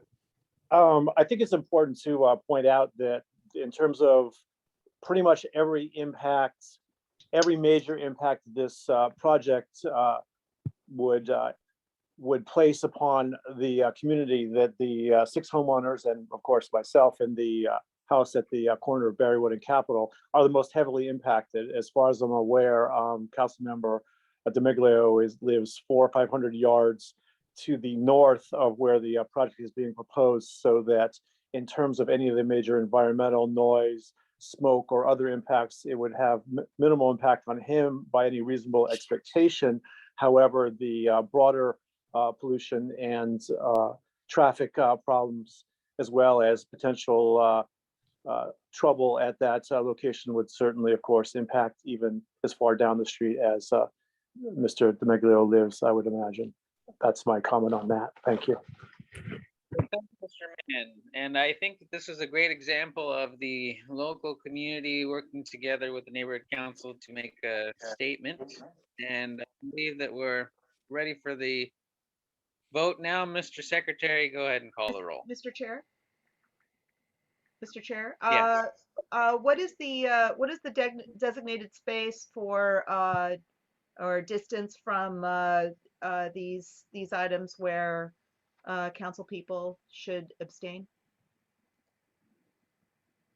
Oh, you mean like a radius if you're Correct. going to be harmed or helped by the vote? Correct. I don't think that the nature of this is, I mean, unless you're like a big shareholder in Target or Starbucks stock, or if you're like a private holder in whatever restaurant there's going to be, I don't see that this would be an ethics question. But if anyone lives nearby and you want to be just super safe, you could abstain. Supposed to be 500 feet. I believe it's a 500 feet, isn't it? Radius. 500 to Yeah, 1,000 yeah. feet. 500 is the first one, and then up to 1,000 feet. If you If you own taking property training within community. that, you should abstain. Okay, very good. You should not be So present. You want to state the radius one more time? What, Christian? Yeah, do you want to state the radius one more time? Well, I think it's you see, I haven't taken the ethics training in a long time. My recollection was 500 feet. Craig said up to 1,000. And it gets, the person should be recusing themselves, and they should announce to the board that they've recused themselves, and it gets recorded as such in the vote. But it's best if they consult the city attorney if it comes up, before it comes up. If no one has consulted the city attorney and you happen to live within 1,000 feet, it might be good to recuse yourself. So, Mr. Secretary, go ahead and call the roll.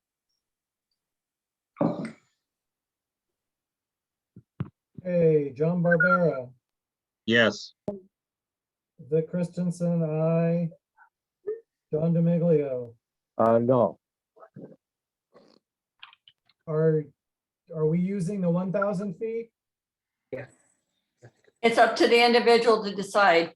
Okay, We don't impose it. That's a city requirement. okay. Dan Dixon, Yes.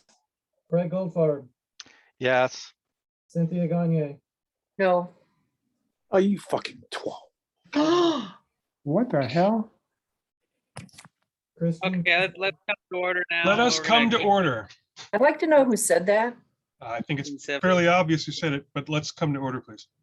Yeah, let's come to order. We'll keep the discussion civil and on the measure of the argument. So go ahead and continue with the roll, Mr. Secretary. Christian Guzman, Yes.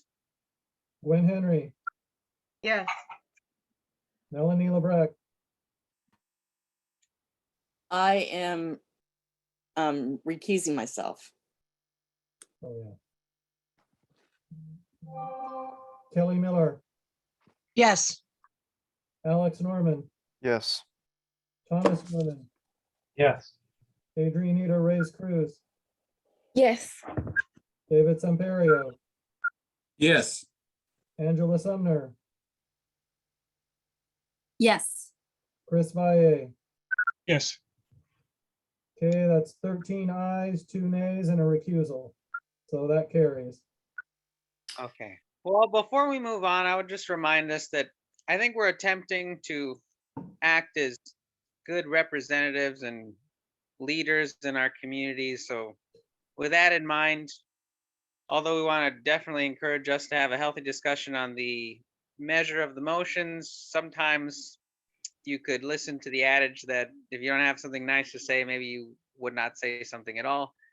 Maybe keep that one in mind every now and then. So let's go ahead and move on to the next item. And the next item is a motion to approve a community impact statement and a request to Nuri Martinez, the councilwoman, president of the city council. I don't know. I have no idea, but that's What's all that like? What? Excuse me, hold on just a moment, everybody. We don't have a sergeant at arms, so I'm gonna go ahead and be that guy. If you do not have the floor, mute yourself. I will mute you. I'm honestly, point of personal privilege, I am tired of having to play, babysitter for people who in many cases are older than myself. Mute yourself, hold your tongue, try to maintain some kind of decorum, professionalism, so that you do not waste our time. Thank you. Please let's continue. Okay, Thank you, so Mr. Wright. This item is to approve a community impact statement and a request to the city council president, Nuri Martinez, in support of Council File 21-1414, which deals with the implementation of Senate Bill 9. This motion did not come from committee because we became aware of the need to act too late to put it on the agenda for our meeting last Wednesday. So Dan Dixon will be making this motion in a minute, and it will require a second from the floor. But I wanted to give you a little bit of background first. As I said, this relates to a council motion about the implementation of Senate Bill 9. You may recall that Senate Bill 9 mandates that the local jurisdiction, in this case, the city of LA, allow an applicant to split a lot in two and construct 2 houses on each half. And if ADUs are allowed, they could construct an ADU on each half, which would result in as many as 6 units on a lot currently zoned for 1 house. The legislation did, however, allow local jurisdictions to impose some limited regulations, including not allowing ADUs. So a motion was introduced into City Council on December 1st that would put in place most of the allowable restrictions on such lot splits. If the city does not act on the motion by January 1st, Senate Bill 9 will take effect in Los Angeles without those restrictions. To date, the council president has not scheduled this motion for action. So briefly, the council motion that we would support, we're proposing support, would allow the city to impose objective zoning standards, not allow any additional units such as ADUs or further lot splits after the initial split. It would require 1 parking space per unit unless it's within 1/4 mile of a high quality transit. Without this, it wouldn't require any parking. It would require 4-foot setbacks, and it would require an affidavit confirming that the applicant intends to reside in one of the units for at least 3 years. Because it takes time to adopt an ordinance, the city would do this with a memorandum that they would send to all relevant departments and agencies. This would be an interim measure, just until such time as an ordinance can be developed and passed, which is a fairly lengthy procedure in the city of LA. And so this council would have an opportunity to provide comment on any such ordinance when it is drafted. So with that, I'll turn it over to Dan Dixon. Thank you, Diana. The council file relevant to this is CF 2021-1414. And the motion forms the nucleus of the council file. Perhaps we can have it put up. Can we have the motion put up? Chris? Is this not it? No, this motion we passed a minute ago. That's the habit. Yeah, it's still the target issue. Really? I have on my screen is draft CIS in support of CF. Try it again. But it's not what's showing on everyone else's screen, Chris. Oh, for some reason my screen sharing is paused. I don't know how and when I did that. Hold on. That's weird. Resume share. Sorry, Dan, there we go. There we go. Oh, that's why. Okay, I was looking at it the whole time. All right. Go ahead. So I'm making this motion to support the city council motion in the council file. Some of the key elements of which Diana has just mentioned. So we're in effect supporting the items that she talked about just now. So it's simply that exactly what she said, the Senate Bill 9, which I will parenthetically say dramatically changes how planning and land use are controlled in this state for all kinds of, almost every kind of property. Takes effect January 1st of next year. Our neighborhood council strongly supports this motion that would provide guidelines for the implementation of Senate Bill 9 projects pending the development of an ordinance. In other words, we're trying to maintain some local control here, but in order to do so, the city has to act and get on the record immediately. This is an urgent matter. Point of personal privilege, I would like to change two words here. It references if the city does not adopt their own guidelines, and I think that's the only one, that should be its, unless there's any objection, rather than their. And that is the motion, followed by the draft letter. So if I may ask for a second to the motion. Second from Gwen Henry. Thank you, Gwen. And then Who was second? the next, Gwen Henry, second. Okay, very good. It's been moved and seconded then. I think you said pretty decent opening argument. Let's go on to additional comments then. Councilmember John DeMeglio. Yeah, explain to me, Dan. We're voting on one parking space per unit instead of two. Fractional amount of that or none. Or none. One parking space, but we're still voting on okaying 6 houses per lot. We don't have any say over that, John, unfortunately. Well, actually, this would only allow 4 houses if this passes, this motion, but we have no say beyond that because it's a state mandate. The same is true of the parking. If this council motion doesn't pass, it will be 6 houses per lot. If this motion passes, it would be reduced to 4, which is the most the city can reduce it under the legislation. The same true on the parking. If this motion does not pass, they would not be required to provide any parking. But the legislation allowed the city to require 1 parking spot, but no more per unit. I did just a rough calculation. There's 7 vacant lots on the south side of Channel Street. There's another 7 between Channel and Battery. So if the proposed council motion does not pass, because of the state law, they would be able to construct a total of 84 units on these properties. If the council motion does pass, the maximum number of units would be reduced by 14 to 66. So just Which is still still- way more than we would want, but Still frightening, but we deal with what we can. Okay, very good. Council member David Samperio.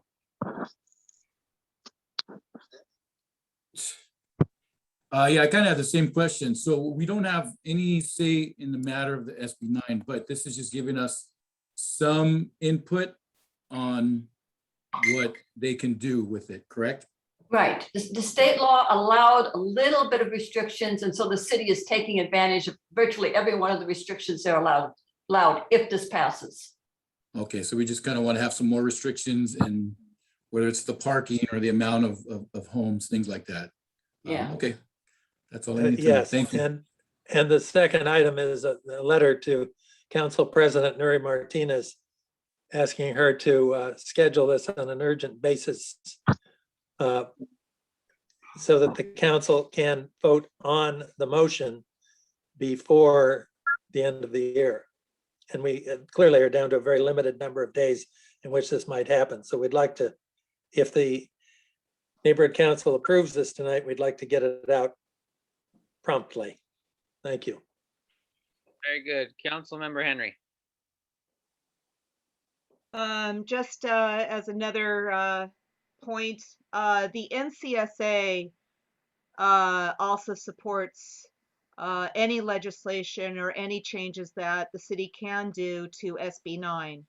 SB9, that was an election that everyone should have participated in and put in their input, but now there are environmental consequences also to SB9 for the city of Los Angeles. Some of which being we already have a heat island effect that occurs. Trees, most trees are actually on private property, and with SB9 as it currently stands, it threatens the actual livability of Los Angeles and its ability to withstand any increase in temperatures. Thank you. Gwen, you've identified just a couple of the multiplicity of problems that this Senate bill is going to bring down upon us. But as I said, we do the best we can. I'm just pointing out some of the other support for this particular Yes. GIS. And thank you. Thank you very much. Mr. Chair, we did have an attendee whose hand has been raised and has not yet Someone been needs to recognized. mute. Okay, go ahead and recognize them. Is it Laurie? Because I was Yeah. going to recognize Laurie. Yeah, go ahead, Larry. Oh, thank you very much. So first of all, SB9 wasn't voted on by the voters. This was something that was submitted and was voted on by the state. The state decided to override not just LA, but all the areas in California because they didn't feel that anybody was doing enough to make affordable housing. So their intention here was to create more affordable housing. However, there's nothing in here in SB9 that actually creates any affordable housing. And so I know some of the South Bay cities already are trying to put measures against this. So my question to you, Diana, which I appreciate you spending the time looking into this. There's so many things wrong with SB9 and there's very few people who supported it. If it had been a ballot measure, I doubt it would have passed. So the state has overridden community plans and zoning plans to do this. So now what you're proposing as a city is that we now override what they were trying to override in the first place?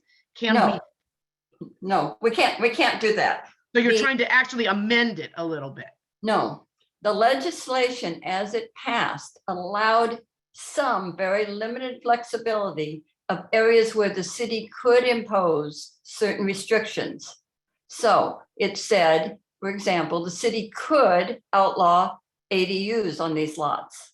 Okay. That the city could require up to one parking spot.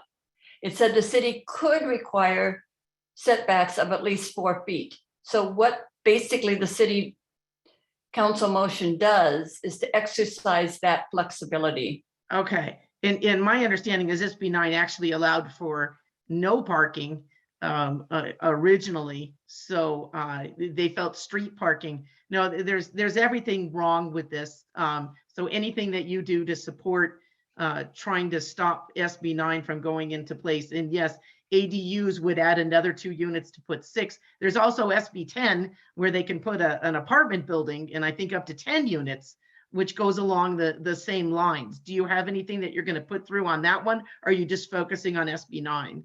SB 10 does not go in effect unless the city chooses to put it into I effect. see. And Okay, since but the city opposed SB 10, okay, we'll keep an eye on it, but yeah, right now we don't anticipate needing to do anything about that one. okay, and just food for thought that when the governor did not weigh in on this until the day after the recall election, and then he passed the bill. Okay, just interesting, but thank you.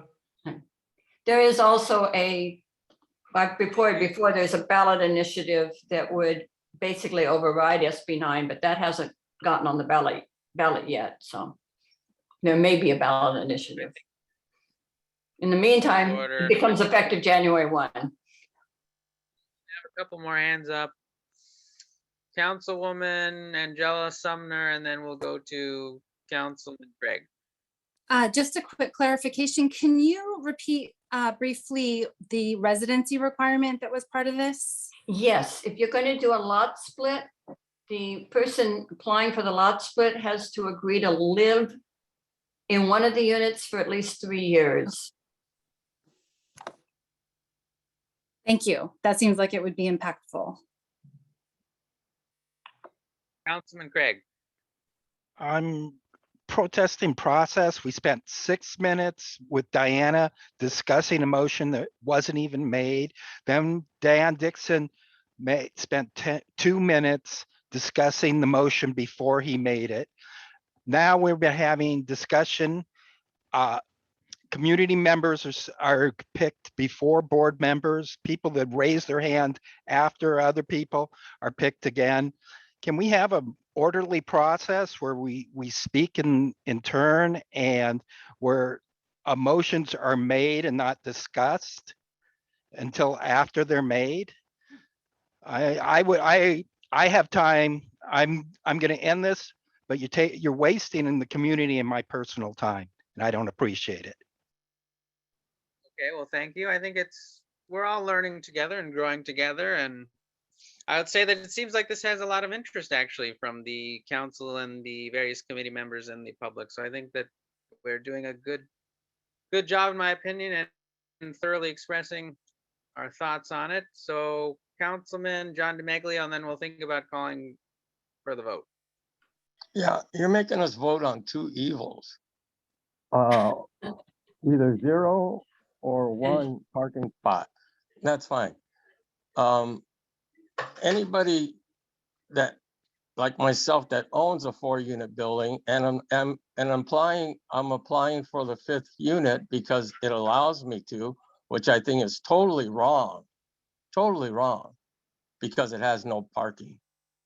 So, before you even think about this plan, it's gonna be the worst thing that can be done to any community. I don't care if it's a residential community or even a community that shows that it can put apartments on it. There's no way you can put more than 6, more than 5, more than 4 places on a city lot that the people are going to have a sense of dignity, basically. So before we vote on this, we got to really know what we're voting on. Thank you. Okay, Mr. Vice President, would you like to be the last comment before we move on to a vote? Sure, thanks. Real briefly. Councilmember DeMaglio, it seemed I would agree that we've been kind of painted into a corner, but it is the law, and I think what the whole idea is that the way the law is written, they gave us a little bit of slack Again, I'm not a property owner, so this is not exactly my road to hope. However, it seems like the only wise thing at this point, other than overturning SB 9, would be to take whatever slack that they give in order to keep these things from going into the worst case scenario until such time as, you know, a more suitable plan can be put into place. It's just a matter of damage control, it would seem. And so you take all the opportunities you have to limit those things until you come up with a better solution. Okay, thank you very much. Mr. Secretary, why don't you call the roll now? Okay, for this letter, the CIS, John Barbera, Yes. Vic Christensen, I, John DeMiglio, Abstain. Dan Dixon, Yes. Craig Goldfarb, Yes. Cynthia Gagne, Yes. Christian Guzman, Yes. Gwen Henry, Yes. Melanie Lebrecq, Yes. Kelly Miller, Yes. Alex Norman, Yes. Thomas Norman, Yes. Adrianita Reyes Cruz, Yes.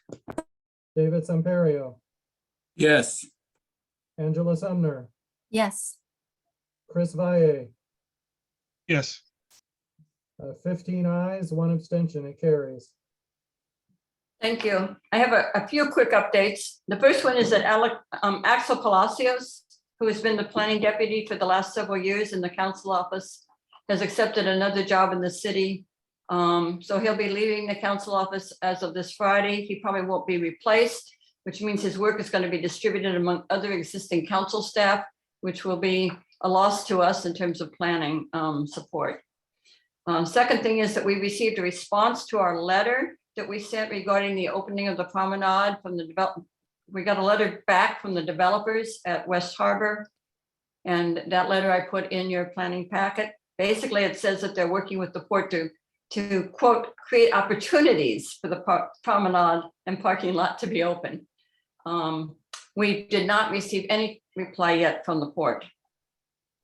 Third thing is that the Warner Grand Theater is going to be closing in June for major refurbishment. Sacred Grounds and Findings will also both close or need to be relocated permanently, as that space will also be being refurbished. There are a lot of other updates in the 3 committee reports in your agenda package, including information about the proposed apartments that would take the entire block across from the San Pedro City Hall, where Green Onion now is. So you may want to look at that if you have an interest in that. And then the last thing is that the next joint committee meeting is this Wednesday, and it will include a presentation by Tim McCosker about Altasea. Altasea recently received a grant for $30 million, and he'll be talking to us about what the impact of that will be. And that's it on planning.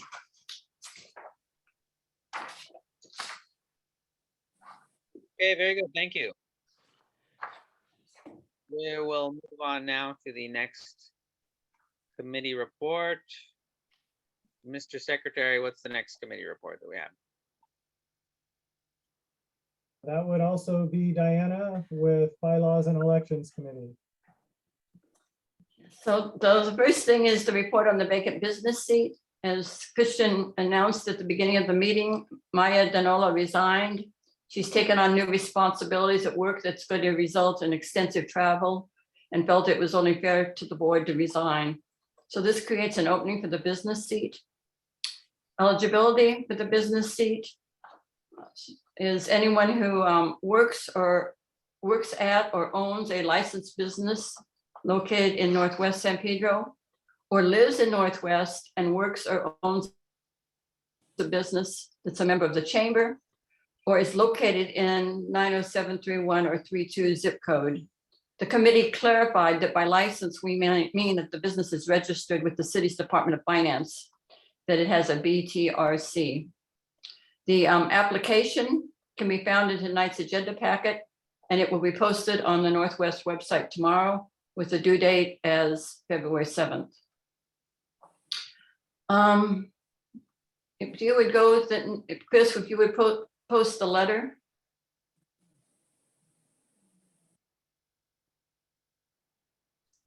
The next item is a motion to send a letter to the Department of Neighborhood Empowerment and to the Board of Neighborhood Commissioners requesting clarification on the use of special meetings. A question came up recently around a special meeting. And over the years, I've heard a lot of different interpretations and explanations of what constitutes a special meeting. So I looked it up. I looked at our bylaws and I looked at the bylaws template from Dunn. They both describe a special meeting in the same way. They say that it requires 24 hours notice and that the notice shall specify the time and place of the special meeting and the business to be transacted or discussed, and no other business shall be considered. Well, as I understand the Brown Act, the same language would apply to a regular meeting requiring 72 hours notice. There must be some other difference. Otherwise, why are there two different notice periods? So I contacted Octaviano, suggesting that Dunn put out a letter of clarification to all neighborhood councils. He in turn suggested that we send a letter from the council asking for that. So that's what you have before you. It's a very simple letter.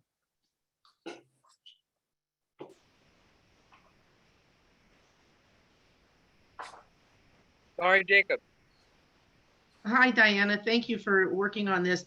My understanding was that a special meeting was only for a meeting that has one agenda item. It's for something that's sort of an emergency. It's not supposed to be used just because somebody was late on posting an agenda. Does it not say that anywhere?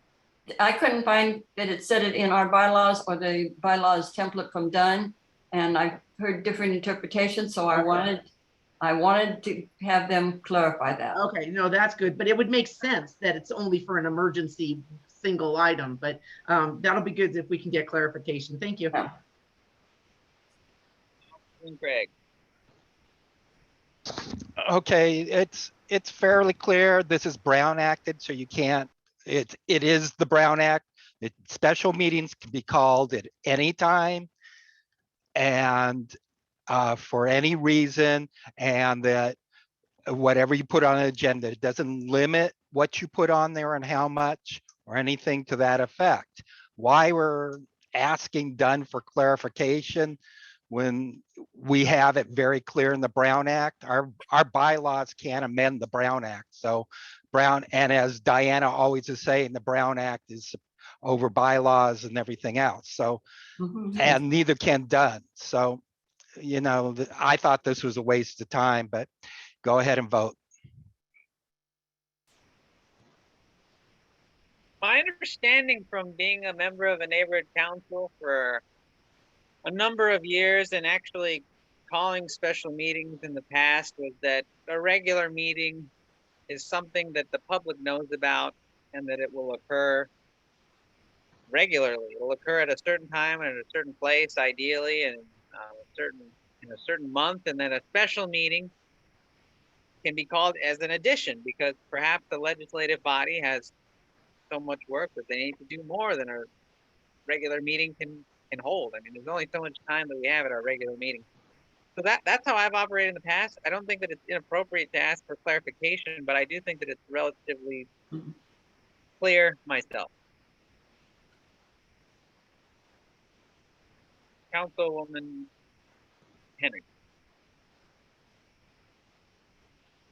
This came up because there have been communications by Dunn. I actually provided a link to one item that is still published on the Empower LA site that defines it a little bit more specifically. So this letter is reaching out and ensuring all parties have clarification.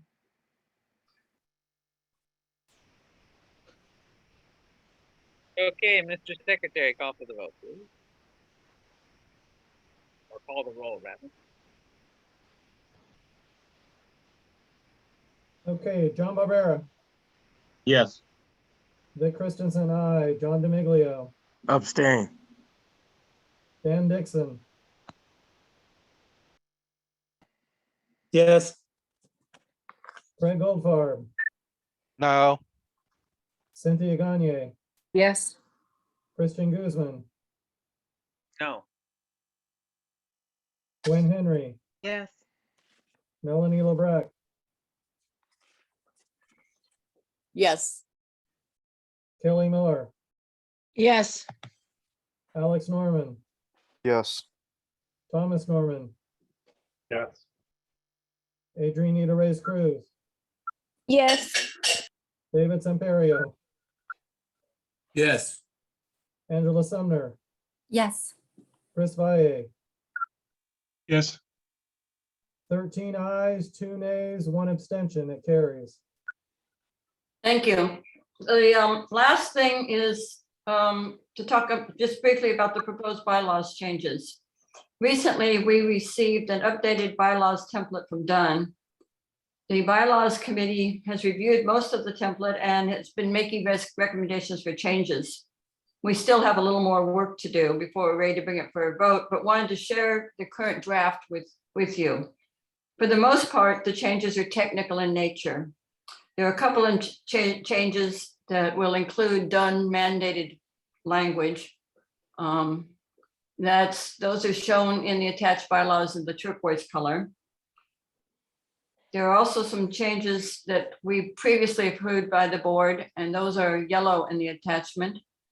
And then there are ones that we've highlighted green. The green ones are the significant changes. Those are the ones I'd suggest you look at and start thinking about. At our next committee meeting, we will complete the review and finalize our recommended changes, and then we'll be bringing them back to you at a later date. And that concludes my report.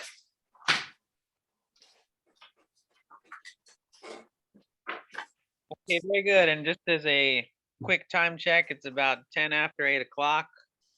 Then we will continue with our business until 9 o'clock, or we might finish earlier. So, Mr. Secretary, what's the next committee report?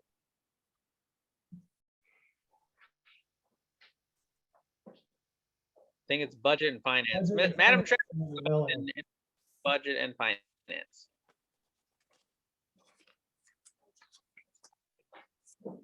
Hey, Chris, do you have the budget and finance stuff? It's right at the bottom. Okay, there we go. So MER here. So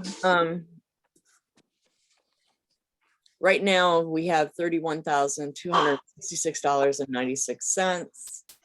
We spent $1,221.87.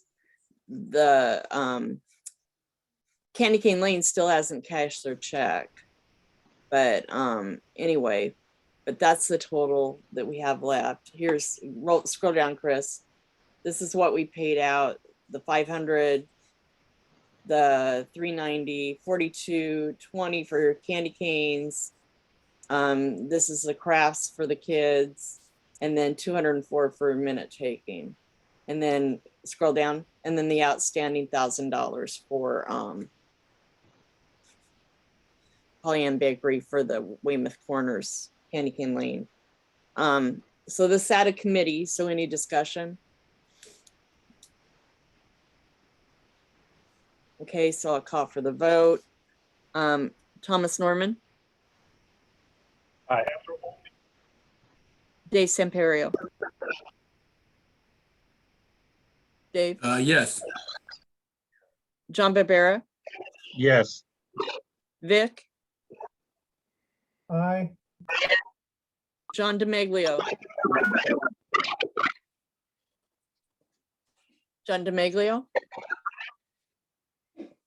Yes, I said yes. Oh, okay, I couldn't hear you. I'm sorry. Dan Dixon. Yes. Craig. Yes. Cynthia. Yes. Christian. Yes. Gwen. Yes. Melanie, yes. Kelly. Yes. Angela. Yes. And then Chris, are you gonna abstain or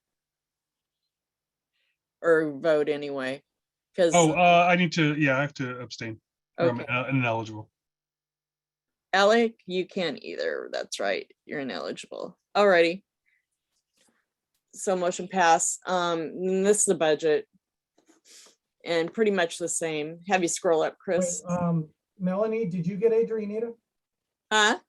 Did you call Adrianita? Oh, Adrianita, I'm sorry. No, it's okay. I'll vote yes. Sorry. Okay, sorry. Fight for your right to vote. That's excellent. So which way am I scrolling? That's fine, right there. So this is basically where our budget is right now. We've got in the upper outreach, there's an unallocated funds, $11,006.19 left. We've got the MPG grants still left, and then we also have a newsletter left, which outreach has to discuss whether or not they're going to do the newsletter or not. Then we have, scroll up a little bit, Chris. And then we have unallocated administrative funds of $2,940. So we have the 31,266.96 left. This is out of committee. And so any discussion? So call for the vote. Thomas Norman, Yes. Dave Samperio, Yes. John Barbera, Yes. Victor Christensen, Aye. John Barbera, or I mean John DeMaglio.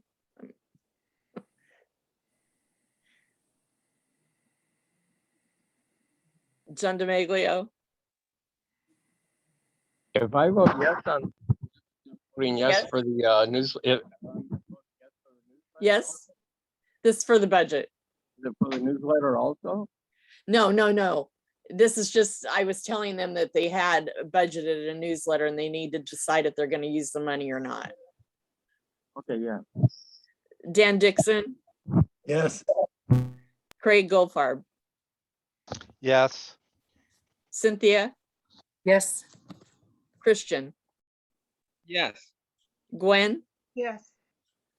Melanie, yes, Kelly, Yes. Angela, Yes. and Adrianita. Yes. Okay, all done. And next month, we're going to be deciding on criteria to bring to the board for the MPGs and the dates, and also possibly discussing raising the amount that we're giving from the 5,000 up to more. So we'll be discussing that at Budget and Finance next month. But all done. Did you say MPGs next month? Yeah, the MPGs, we're going to discuss them next month as far as criteria and date Okay. Thank you. to distribute and all that. Well, thank you, Madam Treasurer. Mr. Secretary, what is the next committee that will make a report? Community issues. Dan Dixon. Thank you. There's one action item from out of our meeting passed by the committee. That is to send a letter to our local congressional representatives, multiple, and to anybody else who will, who has any kind of power in this situation, to join us in defending the continuation of reasonable usage rentals, usage fees at the baseball fields on North Gaffey, the 2 near the police pistol range and the 6 farther up the road towards Five Corners. The Navy has taken, well, the Defense Department has taken the hard line that longtime tradition of accommodating community groups such as Little League and other athletic endeavors at a reasonable rent or reasonable annual or monthly fee will be suspended, and they are looking for, here's that word we all love, market rate usage fees, which means that the annual fees for, say, the Bobby Sox softball league and Lomita Little League and other San Pedro leagues that use those fields would go from about $800 to $10,000 to $12,000. This is probably not sustainable in the least by those organizations. So we're asking that our congressional representatives, we urge that all relevant representatives make all possible efforts to prevent and or mitigate the proposed rent increase. And the way this was written, it was directed to Councilman Buscaino, but it's pointed out we should aim higher. Therefore, I'd like to change the Dear Councilman Buscaino to Dear Congressman Liu and Congresswoman Barragan. It's our understanding that the Congresswoman, even though she does not represent the exact location of these fields, has been actively assisting in trying to mitigate the situation.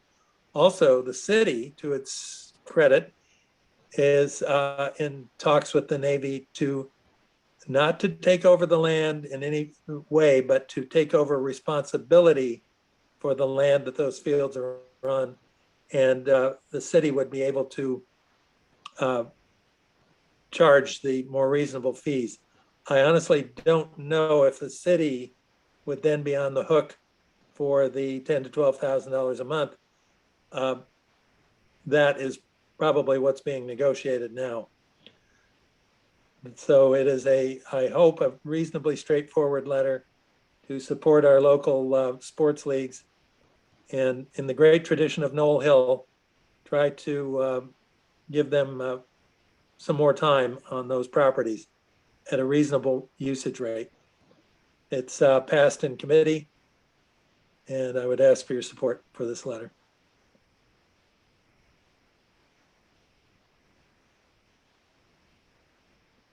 Cynthia, do you have a question?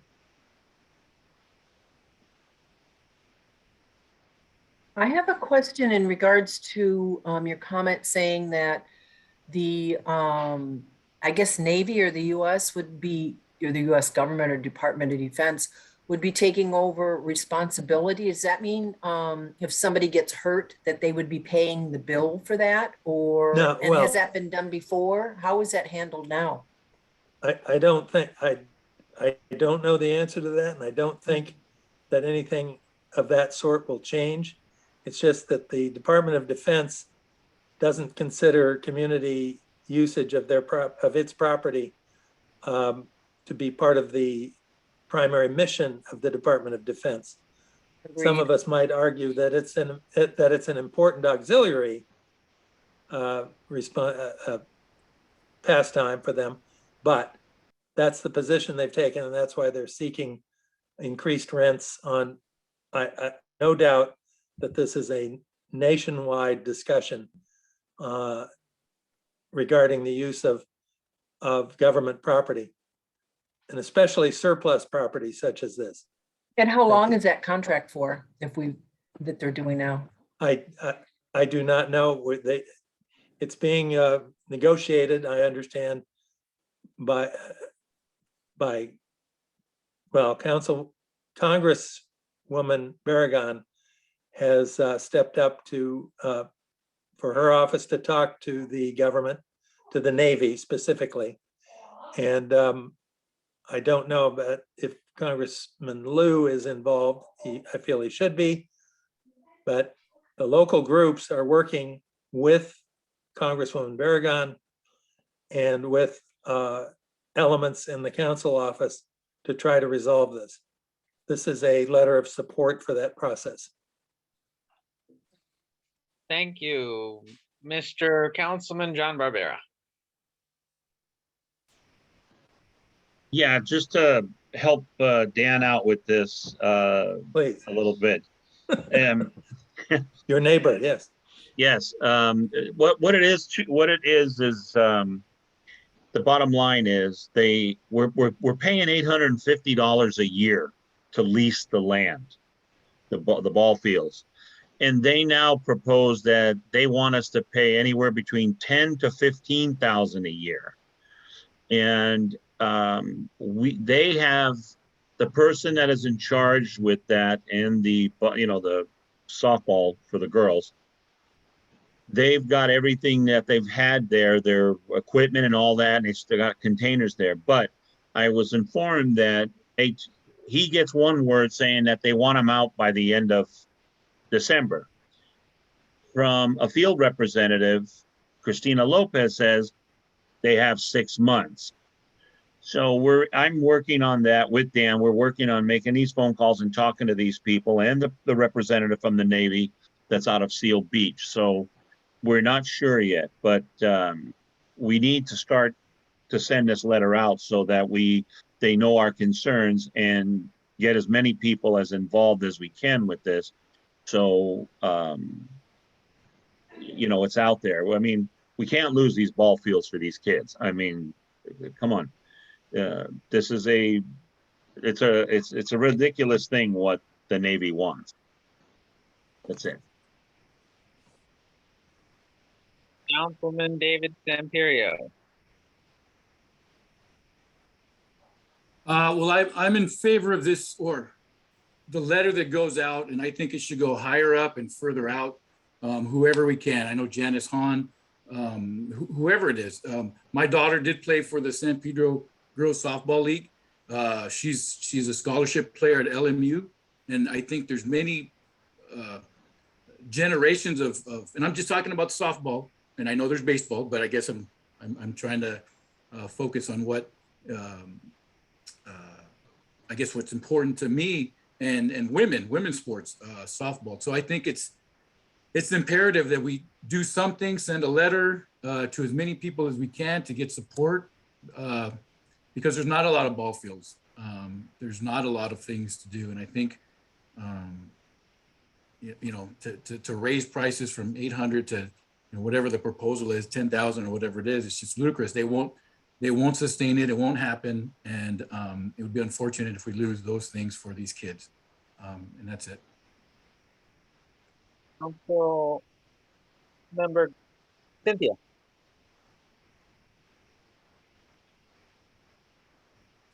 Unmute. There you go. Sorry, I didn't lower my hand after the last question I asked. Okay. Councilmember Henry. May I suggest CCing the league organizations that would be impacted? Also, just off the cuff, I just find it ironic that a public taxpayer paid entity would be doing this to the taxpayers. Thank you. Councilmember John DeMeglio. Yeah, I voiced already about trying to, is there any other neighborhood councils willing to go in with us? We got Coastal, we got Central, we got Wilmington, we got Harbor City, all play at that field. We need to get us all together on the same page. We need to get us all together on the same page. Has any of those groups showed any interest? Thank you. Part of just to respond to part of that, I understand your point. It is a good point, but in terms of getting this to people who maybe have the ability to do something, we have to get it out soon. As John Barbera indicated, this could come down as soon as the end of the year. We just don't know whether it will yet or not. And many of the neighborhood councils are either dark in December or their calendars don't work so that we can get a joint letter out from more than us by the end of the year. So this is an opening salvo. There may be more to come. But we wanted to get on the record supporting our local folks. Very good. Well, in any case, I think we could submit this to the Harbor Alliance of Neighborhood Councils to potentially talk about, or we also have any of our extended neighborhood council community, and so we could talk to them personally as well. Mr. Secretary, let's call for the roll. Just a quick comment that there was a Q&A from Lori Jacobs that Coastal is voting on this issue this week. So. Oh, good. Well, then there'll be two powerful letters going We are out. sending this to the other local neighborhood councils so they can see what we're doing. That's right. With that, for the voting, John Barbera, Yes. Vic Christensen, aye. John DeMiglio, Yes. Dan Dixon, Yes. Craig Goldfarb, Yes. Cynthia Gagne, Yes. Kristen Guzman, Yes. Gwen Henry, Yes. Melanie Lebrecq, Yes. Kelly Miller, Yes. Alex Norman, Yes. Thomas Norman, Yes. Adrienne Nita Reyes Cruz,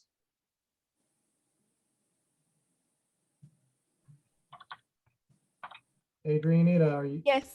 There we go. David Semperio, Yes. Angela Sumner, Yes. Chris Valle, Yes. unanimous with 16 ayes, it carries. Thank you to the group. And that was the only action item. We have some ongoing discussions. I did want to express one very minor disappointment. It's not exactly the Grinch stealing Christmas, but as you know, we had our event that we sponsored at Candy Cane Lane. And the council office made efforts to work to get the decorative street lighting above Weymouth, or above 8th, I'm sorry, repaired before the event, but to no avail. It was kind of disappointing that half the street was as dark as it was, but hopefully they'll have it ready, repaired for it next year. Thank you. Very good. Councilmember Dan Dixon. Mr. Secretary, what's the next committee? The Public Safety Committee, Melanie Lebrecq.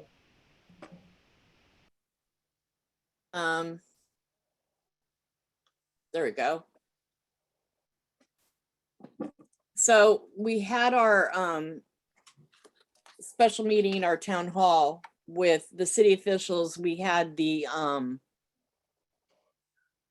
Dan Dedman from Rec and Parks. We had the park rangers representative, neighborhood prosecutor.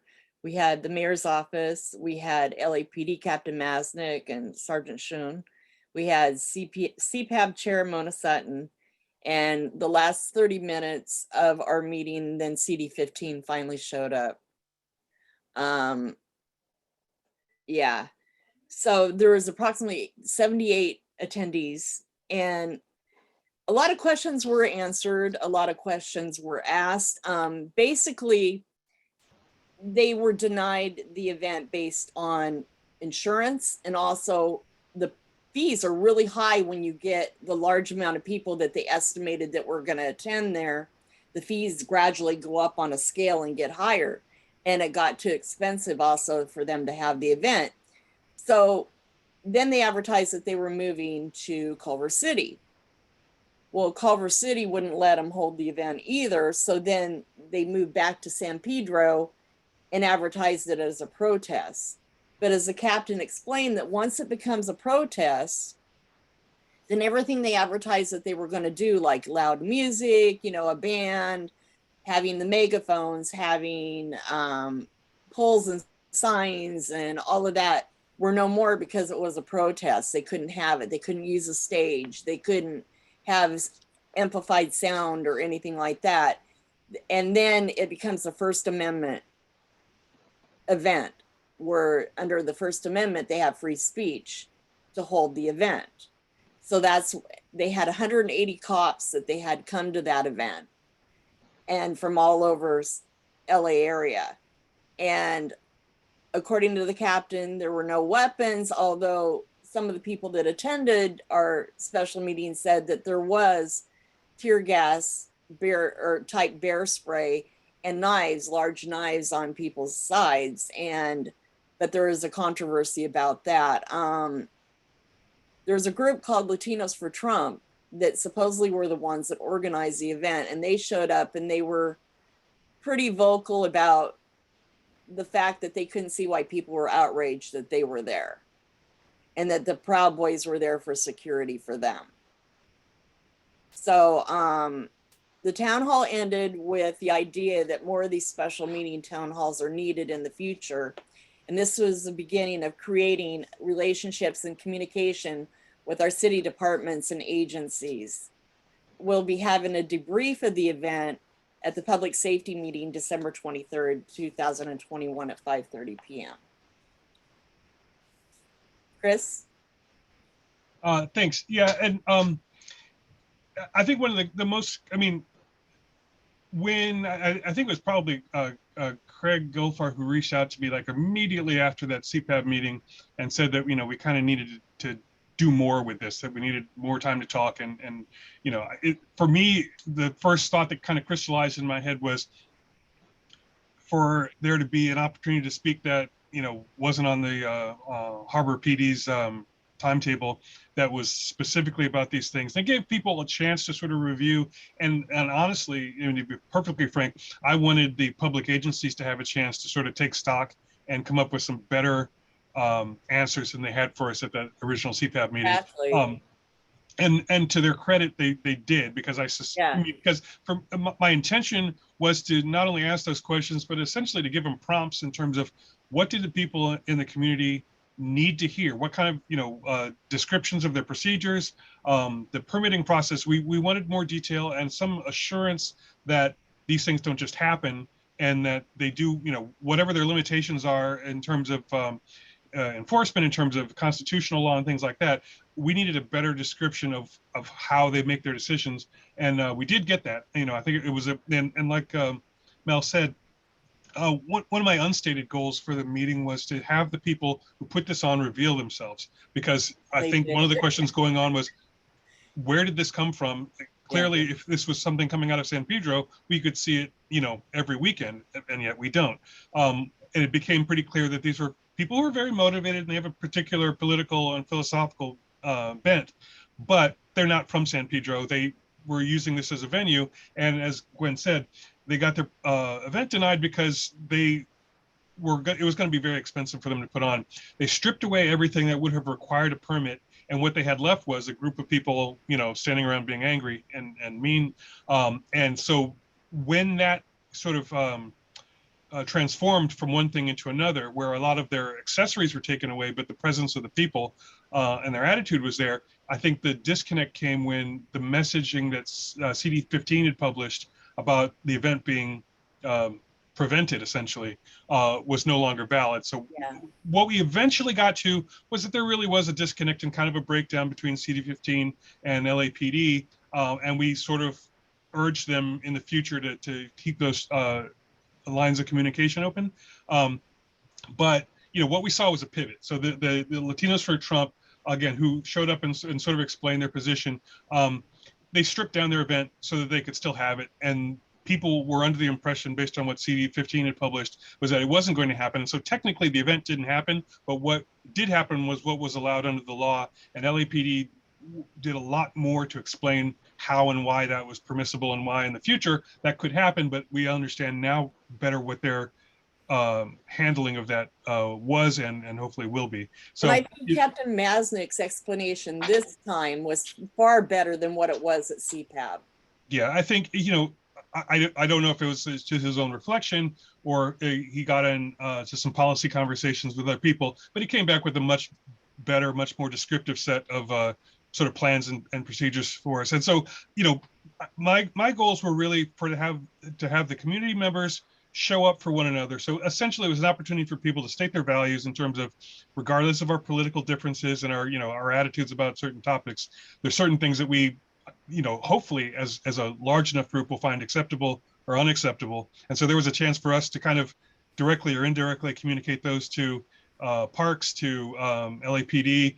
There were representatives from the mayor's office and city attorneys, but their roles were necessarily limited because when there were no detentions, arrests, or prosecutions, then the city attorney's office never gets into it. So they didn't really have a professional opinion. In terms of parks, once the permits were denied, again, they really had no further involvement, although they did have a ranger who did, go by the event and kind of keep tabs on it. So we got a lot more clarity and transparency, which is really, again, our mission statement. Like, that's the type of thing we're supposed to get as neighborhood council. So I was very pleased that despite CD15 showing up fashionably late. And that's what I was disappointed in, is them showing up 30 minutes at the last 30 minutes of a 3-hour town hall. Yeah, and I think, honestly, I feel that was, and this is my personal opinion, is just my impression of the moment, was very cynically done, so that it couldn't be said that they didn't attend, but they didn't really participate. And we didn't get, the sort of transparency and thorough explanation that we got from the other city agencies. And so, overall, I think it was a success. And again, as Mel said, one of the other goals was for this to be a more regular thing, that people understand that we have the responsibility, but also the capacity to put these things on if and when these things come about. So it's a special meeting, but it should be something that we know we can do whenever we're not getting the answers in a timely fashion, and that we don't have to wait for an entire month, to press the issue. Craig? I was very happy that the captain finally, there was a lot of things he wasn't saying in the first meeting, and he was hedging around or wasn't very clear on. He came through in the second meeting and said, yes, I was in discussions with CD15, which he was denying in the first discussion. A lot of things were cleared up, and I think he realizes he has to be a lot more straightforward with the community. And I thought it was a good meeting, and I just wish we had had more participation from like CD15 and from the mayor's office, and somebody that could really answer our questions from the city attorney's office. Yeah. Okay, so I think that's it. And we can talk more about it at the public safety debriefing on the 23rd, whoever wants to attend. So Gwen can do her sustainability. Thank you, Madam Treasurer. Okay, we'll move on to the Sustainability Committee then. Okay, we already dealt with the 90-day extension. Now there's an item. It's CIS. I'm trying to bring it up on my own page here. Came out of committee, the CIS. There is a second component. It is a letter that wasn't agendized. Letter was not agendized on the Sustainability Committee meeting, that word, but of course the committee agenda items say that any item on this agenda can result in a motion. We voted and approved a CIS, and two of the committee members had wanted to devise a letter, so we composed and we voted and approved that as well. For the sake of being on the safe side, we are defining it as the CIS coming out of committee. The letter will be up before this board for a motion and a second. This is in regards to it, Council File 210828. It is a CIS for the all Los Angeles asset, the Los Angeles Zoo, the Los Angeles Zoo. The vision plan that they've come up with, what it is they're looking to make dramatic improvements to the zoo. They want to double, quadruple visitorship. There's going to be dramatic changes. Now, the property itself is owned by the city of Los Angeles and therefore the taxpayers. The property not only is a custodianship of wild animals from other areas of the world, but it also is an area that supports native wildlife as well, and native species, some of which are plants that have been extirpated from a good portion of Los Angeles. There are rare stands of old growth coastal oak, different varieties of oak, and other native plants, which so what's the vision plan that was proposed and is going to come before the city council.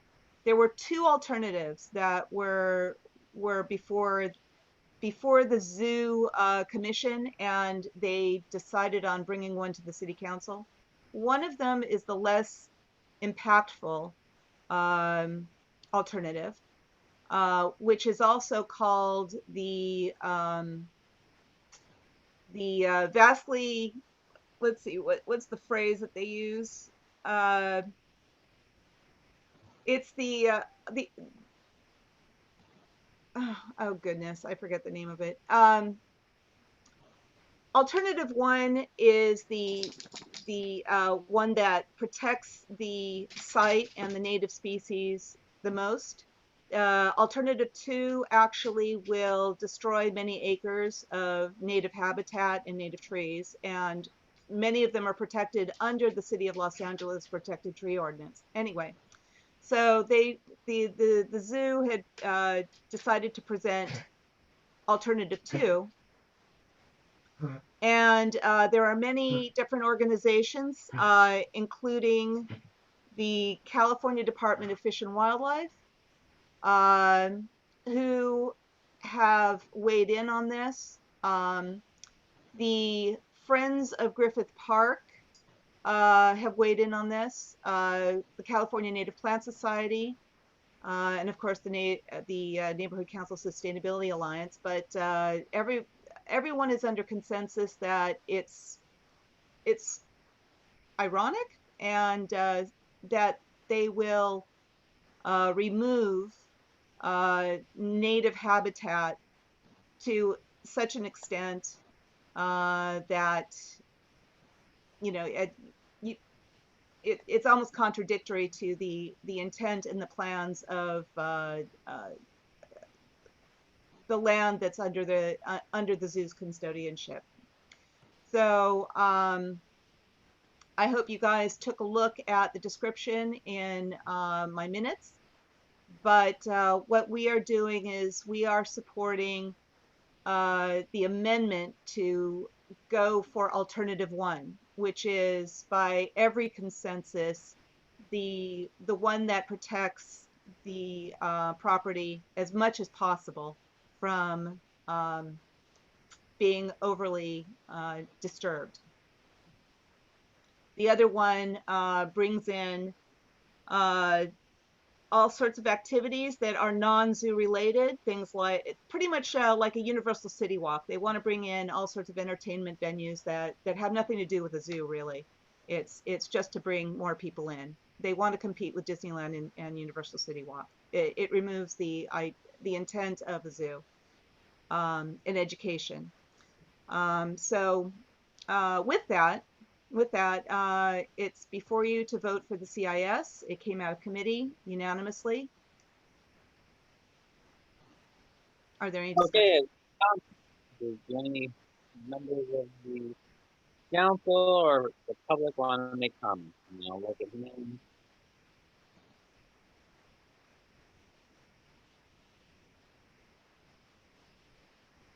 So are we, point of order Go ahead, Madam and President. clarification, are we doing both of them at the same time or are we doing one, the CIS? This is the CIS. Okay.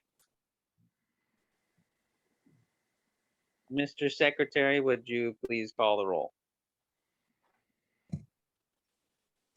Okay, for the CIS, John Barbera, Yes. Vic Christensen, aye. John DiMiglio.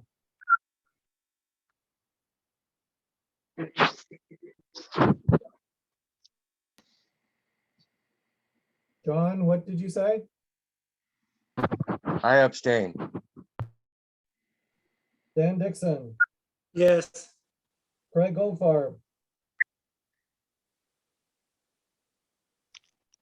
Abstain. Cynthia Gagne, Yes. Christian Guzman, Yes. Gwen Henry, Yes. Melanie LeBrecq, Yes. Kelly Miller, Yes. Alex Norman, Yes. Thomas Norman, Yes. Adrian Ida Reyes Cruz, Yes. David Semperio, Yes. Angela Sumner, Yes. Chris Valle, Yes. 14 ayes and 2 abstentions, it carries. Now, the second component, the letter, for the sake of procedural concerns, it would be best if that was motioned and seconded. Actually, Vic, you did, or Christian, you did have, Chris, I think you switched them. This right here was the CIS, and what you had on there was the letter originally, what you had on view. They say the same thing though, right? No, the CIS was very simple. The letter was something that committee members felt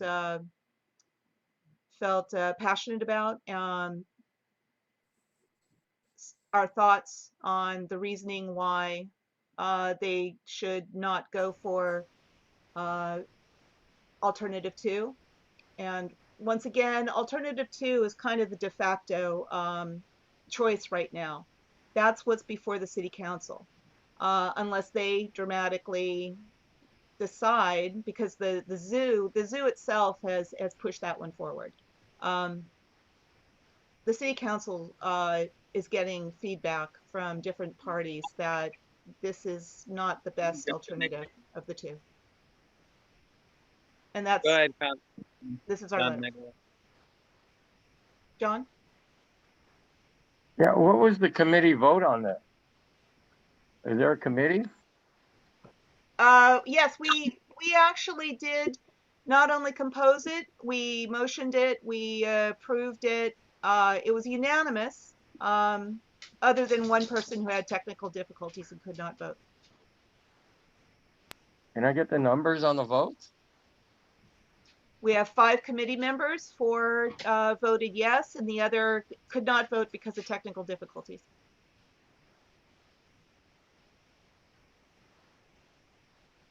Thank you.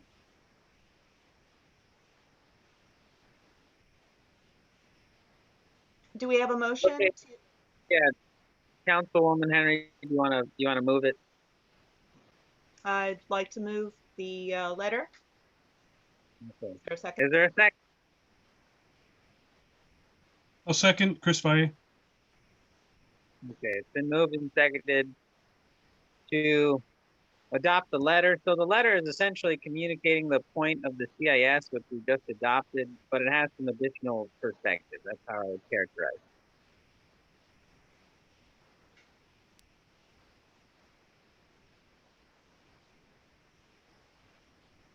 Okay, Mr. Secretary, go ahead and call the roll. John Barbera, Yes. Vic Christensen, aye. John DiMiglio, Abstain. Dan Dixon,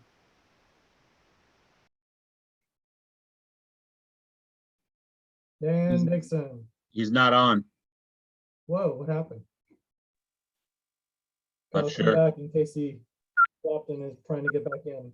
Craig Technical Goldfarb,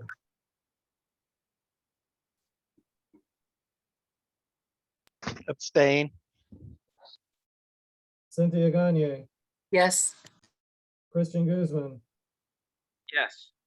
Gwen Henry, Yes. Melanie LeBrecq, Yes.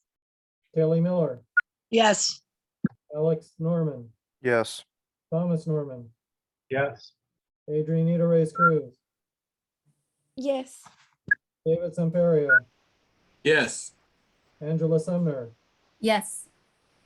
Chris Valle. Yes. All right, is Dan Dixon back? Oh, he is in, okay, I'm just gonna. Dan, what is your vote for the letter here?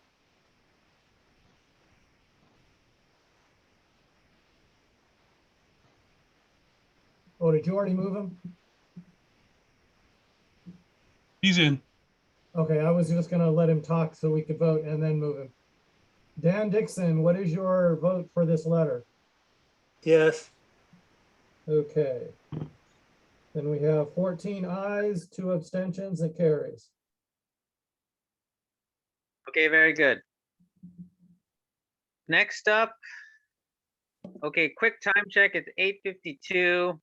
I don't know if we have any more action items. If we don't, we could adjourn here, or we could quickly run through the rest. Oh. Is there a motion to adjourn? Motion to adjourn. Okay, is there a second? Second. Okay, it's been moved. Excuse me, who seconded? I'm sorry, David Samperio? Okay, Go ahead and call the roll then. May I ask who was the first? Go ahead, yeah. Craig Goldfarb, I believe, was first. Yeah, I did it. Craig Goldfarb. So the roll, Tom Romero,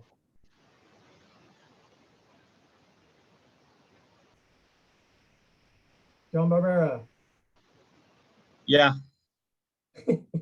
Vic Christensen, I, John DeMiglio.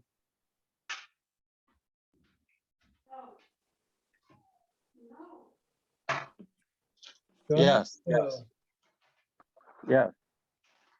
Dan Dixon, Yes.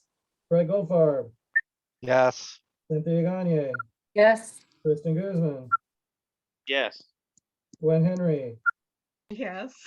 Melanie LeBrecq, Yes. Kelly Miller, Yes. Alex Norman, Yes. Thomas Norman, Aye. Adrianita Reyes Cruz, Yes. David Semperio, Yes. Angela Sumner, Yes. Chris Valle, Yes. and what a shock, it's unanimous. Okay, this meeting's adjourned. Alan Franz, did you have an announcement, a member from the public? Do you want to make an announcement before we all sign off? If I may, I'd just like to thank all the members of the council for their service to the community. This is a town that has a lot of civic spirit. I think people don't always agree on much of anything, but we really benefit from having people like you who can engage in usually civil conversation. Thank you and happy holidays. Thank you, Alan. Thank you. Thanks, Doc. Have a happy new year, Alan. We'll see you next time. Good night, Good, everybody. everyone. Good night. Happy holidays. All right, happy You holidays. too. Merry Happy New Christmas. Year. Good night.